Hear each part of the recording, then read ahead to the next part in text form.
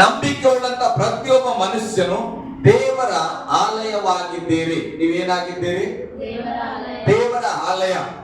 ಯಾವ ಮನುಷ್ಯನು ದೇವರ ಆಲಯ ಆಗಿರುತ್ತಾನೋ, ದೇವರ ಆಲಯ ಆಗಿರುವ ಕಾರಣ ದೇವರು ಆ ಆಲಯವನ್ನ ನೆನಪು ಮಾಡಿಕೊಡ್ತಾನ. ಈ ಸಭೆ ಬಗ್ಗೆ ಇಲ್ಲಿ ನಾವು ಬಾಗಿಲಾಕಿದ್ರು ಕೂಡ ಆ ಕಡೆ ಹೋಗುವಾಗ ನಾವು ನೋಡುತ್ತೇವೆ ಏನಂತ, ನಮ್ಮ ಚರ್ಚ್ ಯಾಕೋ ಧೂಳದಂಗ್ ಕಾಣಿಸ್ತಾ ಇದೆ, ನಮ್ಮ ಚರ್ಚ್ ಮುಂದ್ಗಡೆ ಕಸ ಹೊಡೆದಿಲ್ಲ, ರಾತ್ರಿಯ ಹೊತ್ತಲ್ಲಿ ಏನಾದ್ರೂ ಹೋಗ್ತಾ ಇಲ್ಲ, ಅಯ್ಯೋ ನಾವ್ ಇದ್ದಿದ್ರೆ ಲೈಟ್ ಹಾಕಿರ್ತಾ ಇದ್ವಿ, ಲೈಟ್ ಇಲ್ಲಲ್ಲ ಅಂತ ಯೋಚನೆ ಮಾಡ್ತೇವೆ. ಯಾಕೆ ಯೋಚನೆ ಮಾಡ್ತೇವೆ?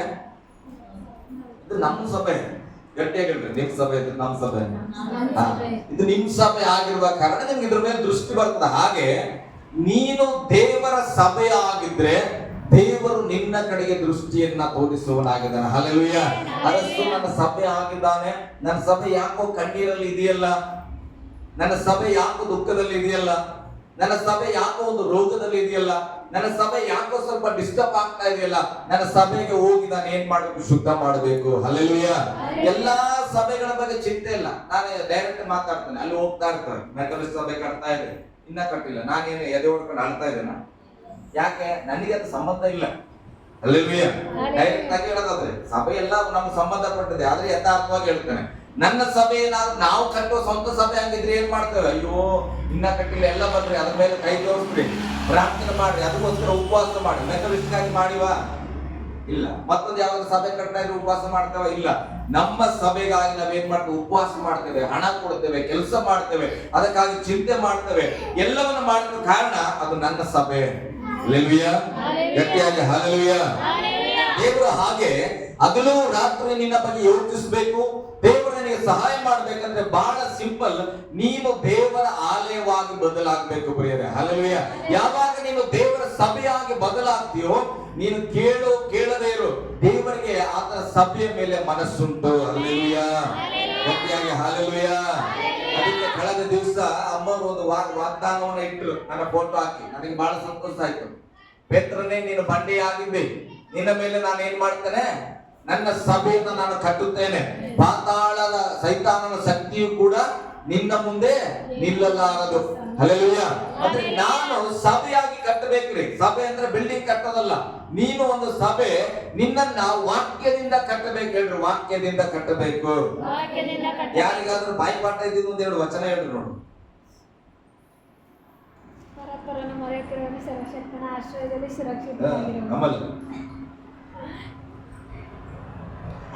ಆದ್ದರಿಂದ ಕ್ರಿಸ್ತ ಯೇಸುವಿನಲ್ಲಿ ಇರುವವರಿಗೆ ಅಪರಾಧ ನಿರ್ಣಯವು ಈಗ ಇಲ್ಲವೇ ಇಲ್ಲ. ಯಾಕಂದ್ರೆ ಜೀವನ ಉಂಟು ಮಾಡುವ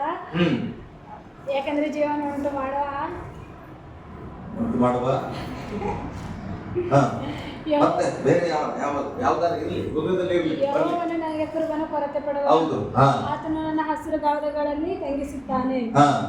ಯೆಹೋವನನ್ನು ನಿರೀಕ್ಷಿಸುವವರು ಹತಬಲವನ್ನು ಹೊಂದುವರು. ಬರ್ಲಿ, ಇನ್ನ ಅದವ ಒಳಗದ ಹೊರಗೆ ಬರ್ಲಿ. ಆಮೇಲೆ ಆಮೇಲೆ ಚಿರಚಿತ್ತರಾಗಲು ಧೈರ್ಯದಿಂದಲೂ ಅಂಜಬೇಡ, ಕಳವಳಗೊಳ್ಳಬೇಡ. ಆಮೇಲೆ ಮತ್ತೆ ಬರ್ಲಿ, ಇನ್ನ ಅದು ಎಲ್ಲರ ಒಳಗಡೆ ಅದ. ನಾವೆಲ್ಲರೂ ವಾಕ್ಯವನ್ನ ಸೇವಿಸ್ತಾ ಇದ್ದೇವೆ. ಬರ್ಲಿ.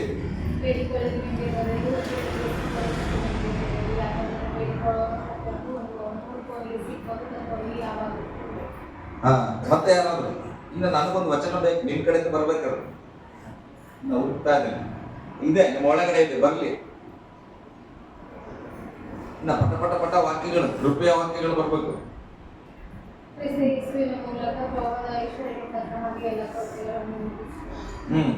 ಮತ್ತೆ ಹೇಳ್ರಿ, ರಾಷ್ಟ್ರ ಯಾಕೆ ಒಂದೇ ಹೇಳಿ ಒಳಗಿರೋ ಬರ್ಲಿ. ನನಗೆ ವಚನ, ನಾನು ಅದಕ್ಕೆ ಸತ್ಯವೇದ ನನ್ನ ಕೈಲಿದೆ. ನನಗೆ ದೇವ್ರು ಮಾತಾಡ್ತಾ ಇರೋದ್ರೆ ಇದು ತಗೊಂಡು ಓದ್ತೀಯ, ಇದು ಹೇಳ್ತೀಯ, ಅದು ಕೇಳ್ತವ, ಅದು ಒಯ್ತವ, ಇದು ಬದಲಾವಣೆ ಇಲ್ಲ. ಅಲ್ಲಲ್ವಿಯ. ಶಾಲೆಗೆ ಬಂದು ಏನ್ ಹೇಳ್ಕೊಡ್ತಾರ ಅಂದ್ರೆ, ನಮ್ಮ ವಿಲಿಯಂ ಮೊನ್ನೆ ಹೇಳ್ತಾ ಇದ್ರು, ದೇವ್ರು ಬಹಳ ಸಂತೋಷ ಆಯ್ತು ನನಗೆ. ಬಾಗ್ಲ ಹತ್ರ ಹೋಗಿ ನಿಂತ್ಬಿಟ್ಟು ಶಾಲೆಗೆ ಏನ್ ಕಲ್ತಿ ಅಂದ್ರೆ ಅದನ್ನ ಹೇಳ್ತಾ ಇದ್ರು. ಇಲ್ಲಿ ಕೇಳೋದು ಕೂಡ ಹೇಳ್ತಾನೆ, ಜೈ ಭಾರತ ಅದೇಳಿ ಆತನ ಏನ್ ಶುರು ಮಾಡಿದ್ರು. ಬರ್ತದ ಇಲ್ಲ ಒಂದೊಂದು ಲೈನ್ ಎಕರಿಸಿ ಆಡುವಾಗ ನಾನ್ ನೆನಪು ಮಾಡ್ಕೊಳ್ತದೆ, ಯಪ್ಪ ನನಗ್ ಬರ್ತದೆ ಇಲ್ವಾ? ಶಾಲೆಗೆ ಹೋಗ್ಯಾನ ಆತನ ಮೊದಲು ಬರ್ತಿತ್ತು ಅದು ಇಲ್ಲ. ಶಾಲೆಗೆ ಹೋಗಿದ್ದಕ್ಕೆ ಆತನ ಶುರು ಮಾಡಿ ಏನ್ ಕಲ್ತಿ ಅಂದ ತಕ್ಷಣ ಆತನ ಏನ್ ಮಾಡಿದ್ರು, ಅದ್ರೊಳಗಡೆ ಜನಗಣ ಬಂತು, ಅದ್ರೊಳಗಡೆ ಜೈ ಭಾರತ ಬಂತು. ಹಲ್ಲೆಲೂಯಾ. ಹಾಗಾದ್ರೆ ಪರವಾಗಿಲ್ಲ, ಬರ್ಲಿ. ವಚನಗಳ ರೆಫರೆನ್ಸ್ ನಾನು ಕೇಳ್ತಾ ಇಲ್ಲ, ಬರ್ಲಿ. ಒಳಗೆ ನಿಮ್ ಮನಸ್ಸಲ್ಲಿ ಏನ್ ಅನ್ಕೊಂಡ್ರಿ, ನೀವ್ಯಾರು, ನೀವೇನಾಗಿದ್ದೀರಿ, ಅದ್ರ ಬಗ್ಗೆ ಬರ್ಲಿ ಒಂದೆರಡು ವಚನ. ನಾನು ಪ್ರಸಂಗ ಹೆಚ್ಚಾಗಿಲ್ಲ, ನಿಮ್ ಜೊತೆಗೆ ಮಾತಾಡಿ ನಾನು ಮುಗಿಸ್ತೇನೆ, ಹಂಚ್ಬೇಡ್ರಿ. ಪಾಸ್ಟ್ ಸುರುಣೆ ಮಾಡಿಲ್ಲ, ಇನ್ನೂ ಎಷ್ಟು ಗಂಟೆ ತಗೋತಾರೆ ಹಂಚ್ಕೋಬೇಡ್ರಿ. 12:44 ಫಿನಿಶ್ ಮಾಡ್ತಾರೆ. ಹೇಳ್ರಿ ಮತ್ತೆ ಯಾರಾದ್ರು ನಾನು ರೆಫರೆನ್ಸ್ ಹೇಳಿದ್ರೆ ಹೇಳ್ಲಿಕ್ಕೆ ಆಗ್ತದಾ? 2 ಕೊರಿಂಥ 5:17 ಏನ್ ಹೇಳ್ತದ? ಹೀಗಿರಲಾಗಿ ಅವನ ಕ್ರಿಸ್ತನಲ್ಲಿದ್ದರೆ ಅವನು ನೂತನ ಸೃಷ್ಟಿಯಾದನು, ಅವನ ಪೂರ್ವ ಸ್ಥಿತಿ ಎಲ್ಲ ಹೋಗಿ ಎಲ್ಲ ನೂತನವಾಯಿತು. ಓಕೆ, ಸಂತೋಷ. ಮತ್ತೆ 4:4 ಪಟ್ಟಿನಿಂದ ಮಾರ್ಗದಿಂದ ಯೆಹೋವನ ಬಾಯಿಂದ ಹೊರಡುವ ಪ್ರತಿಯೊಂದು ಮಾತಿನಿಂದಲೂ ಬದುಕು. ಫಿಲಿಪ್ಪಿ 4:4 ಯಾವಾಗಲೂ ಕರ್ತನಲ್ಲಿ ಸಂತೋಷಿಸಿರಿ, ಸಂತೋಷ ಪಡಿರಿ. 4:19 ಹೇಳಿರಿ ಮತ್ತೆ ಕೇಳ್ತಾನೆ. ದೇವರ ಫಿಲಿಪ್ಪಿ ಪ್ರಭಾವದ 4:19 ಐಶ್ವರ್ಯಕ್ಕೆ ತಕ್ಕ ಹಾಗೆ ಪ್ರತಿಯೊಂದು ಕೊರತೆಗಳನ್ನು ನೀಗಿಸುತ್ತಾನೆ. ಹಲ್ಲೆಲೂಯಾ. ಗಟ್ಟಿಯಾಗಿ ಹಲ್ಲೆಲೂಯಾ. ಯೋಹಾನ ಬರೆದ ಸುವಾರ್ತೆ 15:7-8 ನೀವು ನನ್ನಲ್ಲಿ ಬರ್ಲಿ ಅದೇ ಮಾತುಗಳನ್ನು ನಿಮ್ಮಲ್ಲಿ ನೆಲೆಗೊಂಡಿದ್ದರೆ ನೀವು ಏನು ಬೇಕಾದರೂ ಬೇಡಿಕೊಳ್ಳಿರಿ, ಕೊಡುತ್ತೇನೆ. ಆಮೆನ್. ಹಲ್ಲೆಲೂಯಾ. 2 ಕೊರಿಂಥ ಓದ್ ಮಗ. ಅಥವಾ ನಾವೇನ್ ಮಾಡ್ತೇವೆ, ಸೈತಾನನು ನಮ್ಮ ಒಳಗಿರುವಂತ ಸತ್ಯವನ್ನ ನಾವು ತೆಗೆದುಕೊಳ್ಳಿಕ್ ಬಿಡಲ್ಲ. ನಿನ್ ಸಣ್ಣ ಹೆಂಗ್ ಬರ್ತದ ಇಲ್ಲೋ ಬಿಡು, ಅವಮಾನ ಹೊಂದಿದೆಯೇನೋ ಬಿಡು. ಹಲ್ಲೆಲೂಯಾ. ಗಟ್ಟಿಯಾಗಿ ಹಲ್ಲೆಲೂಯಾ. ಓದ್ ಮಗ. ಹೀಗಿರಲಾಗಿ ಯಾವನಾದರೂ ಕ್ರಿಸ್ತನಲ್ಲಿದ್ದರೆ ನೋಡ್ರಿ, ಯಾವನಾದರೂ ಕ್ರಿಸ್ತನಲ್ಲಿ ಇದ್ದರೆ ಅವನು ನೂತನ ಸೃಷ್ಟಿಯಾದನು, ಈಗ ಪೂರ್ವ ಸ್ಥಿತಿ ಹೋಗಿ ಎಲ್ಲ ನೂತನವಾಯಿತು. ಹೀಗಿರಲಾಗಿ ಅಂತ ಹೇಳ್ರಿ ಅಲ್ಲ, ಹೀಗಿರಲಾಗಿ. ಈ ವಚನ ಓದ್ತೇವೆ, ಬಾಯ್ಪಾಠ ಮಾಡಿವೆ. ಹೀಗಿರಲಾಗಿ ಅಂದ್ರೆ ಏನು ಅರ್ಥ? ಹೀಗಿರಲಾಗಿ ಅಂದ್ರೆ ಏನ್ ಅರ್ಥ? ಹೀಗಿರಲಾಗಿ, ಈ ಪುಗ್ಗ ಹಿಂಗಿರುವುದು. ಹೀಗಿರಲಾಗಿ ಅಂದ್ರೆ ಇದು ಏನು UBV pink colour, yellow colour, white colour ಅದಲ್ಲ. ಹೀಗಿರಲಾಗಿ ಅಂದ್ರೆ ಇದರಿಂದ ಏನೋ ಇತ್ತಂತ ಅರ್ಥ. ಹಲ್ಲೆಲೂಯಾ. ನೋಡಪ್ಪ, ನಾನು ನಿಮಗೆ ಒಂದು ಹೊಡೆತವನ್ನ ಹೊಡೆದಿರುವ ಕಾರಣ ಅಂತ ಹೇಳ್ತಾನೆ. ಹೊಡೆದಿರಕ್ಕೆ ಒಂದು ಕಾರಣ ಹಿಂದಿರ್ಬೇಕಲ್ಲ. ಅನ್ನ ಅಳಸಿ ಹೋಗಿರುವ ಕಾರಣದಿಂದ, ಅನ್ನ ನೋಡಪ್ಪ ಅಳಿಸೋಗಿದ, ಅನ್ನ ಹಿಂಗಿರುವ ಕಾರಣದಿಂದ ಅಂದ್ರೆ ಅನ್ನ ಅಳಿಸೋಕ್ಕಿಂತ ಮುಂಚೆ ಏನೋ ಆಗಿತ್ತು. ಹಲ್ಲೆಲೂಯಾ. ವಚನ ನಾವು ನೋಡುವಾಗ ಹೀಗಿರಲಾಗಿ ಅಂದ್ರೆ ಹೇಗೆ ಇರಲಾಗಿ, ಈ ವಚನ ಒಂದೇ ಬರ್ಕೊಳ್ತೇವೆ. ಹಿಂಗಿರಲಾಗಿ ಅಂದ್ರೆ ಹೆಂಗಿರಲಾಗಿ ಗೊತ್ತಾ? ಹೆಂಗಿರಲಾಗಿ ಗೊತ್ತಿಲ್ಲ. ಆದ್ರೆ ವಚನ ಮಗ. ಹೀಗಿರುವುದರಿಂದ ನಾವು ಯಾವಾಗಲೂ ಧೈರ್ಯವುಳ್ಳವರಾಗಿದ್ದೇವೆ. ಓಕೆ, ಅಲ್ಲೂ ವಚನ ಏನಂತ ಹೇಳ್ತದ? ಹೆಂಗಿರುವುದರಿಂದ ನಾವು ಧೈರ್ಯವಾಗಿ ಇದ್ದೇವೆ. ಸ್ತೋತ್ರ. ಆದ್ರೆ ಹೇಗಿರುವುದರಿಂದ ಧೈರ್ಯವಾಗಿರ್ಲಿಕ್ಕೆ ಸಾಧ್ಯ? ಹಿಂದೆ ಒಂದು ಸ್ವಲ್ಪ ಹೋಗೋಣ. ಹಾಗೆ 1ನೇ ವಚನ. ಭೂಮಿಯ ಮೇಲಿರುವ ನಮ್ಮ ಮನೆಯು, ಭೂಮಿಯ ಮೇಲಿರುವ ಎಲ್ಲರೂ, ಭೂಮಿಯ ಮೇಲಿರುವ ನಮ್ಮ ಮನೆಯು, ಭೂಮಿಯ ಮೇಲಿರುವ ನಮ್ಮ ಮನೆಯು ಯಾವುದು ಅಂದರೆ ನಮ್ಮ ದೇವರೆಂಬ ಗುಡಾರವು. ದೇವರ ದೃಷ್ಟಿಯಲ್ಲಿ ಮನೆ ಅಂದ್ರೆ ಯಾವುದು? ನಮ್ ಮನೆ ಯಾವ್ದಂದ್ರೆ ಇದೆ, ನಾನು ನನ್ನ ಮನೆ. ಅದಕ್ಕೆ ದೇವರು ಹೇಳ್ತಾರೆ, ನೀನೇ ಒಂದು ಸಭೆ ಆಗಿದೆಯಪ್ಪ, ನೀನು ಪ್ರಾರ್ಥನಾ ಆಲಯ. ವಾಕ್ಯ ಹೇಳ್ತದೆ, ಯೇಸು ಸ್ವಾಮಿ ಒಂದು ಸಾರಿ ದೇವರ ಆಲಯಕ್ಕೆ ಹೋದಾಗ, ದೇವರ ಆಲಯದಲ್ಲಿ ಏನ್ ಮಾಡ್ತಿದ್ರು? ಪಾರಿವಾಳಗಳನ್ನ ಮಾರ್ತಾ ಇದ್ರು ಅಲ್ಲ, ಅಲ್ಲಿ ಚೀಟಿಯನ್ನ ಹಾಕ್ತಾ ಇದ್ರು. ಅಂದ್ರೆ ಚೀಟಿ ಹಾಕಿ ಹಣ್ಣು ಹಂಪಳಗಳನ್ನ ಮಾರೋದು. ಇವತ್ತು ಕೂಡ ಅನೇಕ ಸಭೆಗಳಲ್ಲಿ ಏನ್ ಮಾಡ್ತಾರೆ? ಯಾವ್ದಪ್ಪ ಅದು? ಸೇಬು ತಗೊಂಡ್ಬಂದು 10 ರೂಪಾಯಿ ಸೇಬಿಗೆ 1,000 ರೂಪಾಯಿ ಅಲ್ಲ, ಇದನ್ನೇ ಮಾಡ್ತಾ ಇದ್ರು. ಬೈಬಲ್ ಪ್ರಕಾರ ದೇವರು ಯೇಸು ಸ್ವಾಮಿ ಅದನ್ನ ನೋಡಿದಾಗ, ಬಹಳ ಸುಂದರವಾಗಿದೆ, ಒಂದು ಸೇಬನ 10 ರೂಪಾಯಿ ಸೇಬನ 1 ಲಕ್ಷ ರೂಪಾಯಿ ಮಾಡಿ ಚರ್ಚಿಗೆ ಕೊಟ್ರಿ ಅಂತ ಹೇಳಿ ಯೇಸು ಸ್ವಾಮಿ ಸಂತೋಷ ಪಟ್ಟನ? ಏನ್ ಪಟ್ಟನು? ಸಿಟ್ಟುಕೊಂಡನು. ಮತ್ತ ಹಾಗಾದ್ರೆ ಇವತ್ತಿನವರೆಗೆ ಎಷ್ಟರ ಮಟ್ಟ ಇನ್ನ ದೇವರು ಸಿಟ್ಟು ಎಬ್ಬಿಸ್ತಾ ಇದ್ದಾರೆ. ದೇವರು ದೇವರ ಆಲಯಕ್ಕೆ ಹೋಗಿ, ಇದು ನನ್ನ ಆಲಯ. ಇದು ಯಾವ ಆಲಯವಾಗಿದೆ? ನೀವ್ ಹೇಳಬೇಕು. ನನ್ನ ಆಲಯ. ಏನ್ ಆಲಯ ಅದು? ಊಟ ಬಡಿಸೋದ, ಮತ್ತೆ ಚೀಟಿ ಹಾಕದ, ಸಂಘ ನಡೆಸೋದ? ಅದು ಗಟ್ಟಿಯಾಗಿ ಹೇಳಬೇಕು. ಪ್ರಾರ್ಥನಾಲಯ ಅನ್ನಿಸಿಕೊಳ್ಳೋದು. ಉದಾಹರಣೆ, ಮೆಡಿಕಲ್ ಶಾಪ್. ಮೆಡಿಕಲ್ ಶಾಪ್ ಅಂದ್ರೆ ಏನು? ಮೆಡಿಕಲ್ ಶಾಪ್ ಅಲ್ಲಿ ಏನ್ ಸಿಗ್ತದೆ? ಮೆಡಿಸಿನ್ ಸಿಗ್ತದೆ, ಟ್ಯಾಬ್ಲೆಟ್ ಸಿಗ್ತದೆ, ಎಲ್ಲಾನು ಸೇರಿಸಿದ್ರೆ ಮೆಡಿಸಿನ್. ಅಲ್ಲಿ ಹೋಗಿ ಒಂದು ಬಿರಿಯಾನಿ ಕೇಳಿದ್ರೆ ಸಿಗ್ತದ? ಇಲ್ಲ. ಬಿರಿಯಾನಿ ಬೇಕಂದ್ರೆ ಎಲ್ಲಿ ಹೋಗ್ತವೆ? ಬಿರಿಯಾನಿ ಹೋಟೆಲ್ಗೆ ಹೋಗ್ತವೆ. ಹಾಗಾದ್ರೆ ಈಗ ಮೆಡಿಕಲ್ ಅಲ್ಲಿ ಹೋಗಿ ನಾವು ಯಾವ್ದೊಂದು ಮೆಡಿಸಿನ್ ಕೇಳ್ತೇವೆ, ಇಲ್ಲ ಅಂತಾನ. ಮತ್ತೆ ಆಯ್ತು ಪರವಾಗಿಲ್ಲ, ಏನೋ ಅದು ಮಿಸ್ ಆಗಿರ್ಬೇಕಂತ ಮತ್ತೊಂದು ಚೀಟಿ ತಗೊಂಡು ಹೋಗ್ತೇವೆ, ಮೆಡಿಸಿನ್ ಇಲ್ಲ ಅಂತಾನ. ತಲೆನೋವು ಮಾತ್ರೆ ಕೇಳಿದ್ರೆ ಇಲ್ಲ ಅಂತಾನ, ಜ್ವರದ ಮಾತ್ರೆ ಕೇಳಿದ್ರೆ ಇಲ್ಲ ಅಂತಾನ. ಏನು ಇಲ್ಲ ಅಂತ ಇದ್ರೆ ನೀವು ಆದ್ರೆ ಏನಂತೀರಿ? ಮೆಡಿಕಲ್ ದವ್ರಿಗೆ ಒಳ್ಳೆ ಮೆಡಿಕಲ್ ಅಪ್ಪ ಅಂತ ಹೇಳಿ ಬರ್ತೀರ, ಏನಂತೀರಿ? ನಾವು ಒಂದೇ ಸಾರಿ ಅವ್ರಿಗೆ ಸ್ಟೇಟ್ಮೆಂಟ್ ಕೊಡ್ತೇವೆ, ನಿಮ್ ತರ ಪದೇ ಪದೇ ಹೋಗಲ್ಲ. ನಾವು ಹೋಗಿ ಕೇಳಿದ ಮೆಡಿಸಿನ್ ಇಲ್ಲ ಅಂದ್ರೆ ನಮ್ ಲ್ಯಾಂಗ್ವೇಜ್ ಮೈಸೂರು ಕಡೆ ಮುಚ್ಚಾಕ್ ನೀನ್ ಅಂಗಡಿ ಅಂತ, ಅದಿಲ್ಲ ಇದಿಲ್ಲ ಅಂದ್ರೆ ಯಾಕೆ ತೆಗ್ದಿಯಪ್ಪ, ಮುಚ್ಚಿ ಮನೆಗೆ ಹೋಗಂತಾರೆ. ಅಲ್ಲಲ್ವಿಯ ಮೆಡಿಕಲ್ ಅಂತ ಹೇಳಿದ್ರೆ ಮೆಡಿಕಲ್ ಅಲ್ಲಿ ಏನ್ ಸಿಗ್ಬೇಕು? ಮೆಡಿಸಿನ್ ಸಿಗ್ಬೇಕು. ಅದಕ್ಕೆ ಮೆಡಿಕಲ್ ಅಂತ ಕರಿತೇವೆ. ನಾನ್ ಕೇಳ್ತೇನೆ, ಈಗ ದೇವರ ವಾಕ್ಯದ ಕಡೆಗೆ ಬರೋಣ. ದೇವರ ಸಭೆ ಅಂದ್ರೆ, ದೇವರ ಆಲಯ ಅಂದ್ರೆ ಪ್ರಾರ್ಥನಾಲಯ. ಸಭೆ ಬಗ್ಗೆ ಅಂದ್ರೆ ಈ ಕಟ್ಟಡ ಅಲ್ಲ, ನೀನು ದೇವರ ಆಲಯ, ಒಂದು ಮನೆ. ನಿನ್ನ ಭೂಮಿಯ ಮೇಲೆ ನಿನ್ನ ಮನೆ, ನಿನ್ನ ದೇಹ. ಹೇಳ್ರಿ, ನನ್ನ ದೇಹ ಭೂಮಿಯ ಮೇಲಿರುವ ನನ್ನ ಮನೆ.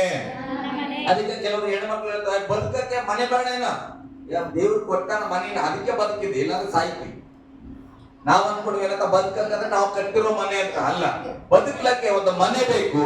ಆ ಮನೆ ನಿನ್ನ ಶಾರೀರದ ಮನೆ. ಆ ಶಾರೀರ ಇರೋವರೆಗೆ ನೀನು ಬದುಕ್ತಿಯ ಹೊರತು ಬಿಲ್ಡಿಂಗ್ ಇರೋವರೆಗೆ ಬದುಕಕ್ಕಾಗಲ್ಲ. ಬಿಲ್ಡಿಂಗ್ ನಾವು ಸತ್ತ ಮೇಲೆ ಕೂಡ ಇರ್ತದೆ. ಒಳ್ಳೆ ಬಿಲ್ಡಿಂಗ್ ಕಟ್ಬಿಟ್ರೆ ನಾವು 150 ವರ್ಷ ಬದುಕಕ್ಕಾಗ್ತದ? ಇಲ್ಲ. ಒಳ್ಳೆ ಶಾರೀರ, ಆರೋಗ್ಯವಂತವಾದ ಶಾರೀರ ಇದ್ರೆ ನಮ್ಗೆ ಆಯುಷ್ ಕಾಲ ಇರುವವರೆಗೆ ನಾವು ಬದುಕಬಹುದು. ಹಲ್ಲೆಲೂಯಾ. ಹಾಗಾದ್ರೆ ನೀನು ದೇವರ ಆಲಯವಾಗಿದ್ರೆ ನಿನ್ನ ಆಲಯದಲ್ಲಿ ಏನಿರಬೇಕು?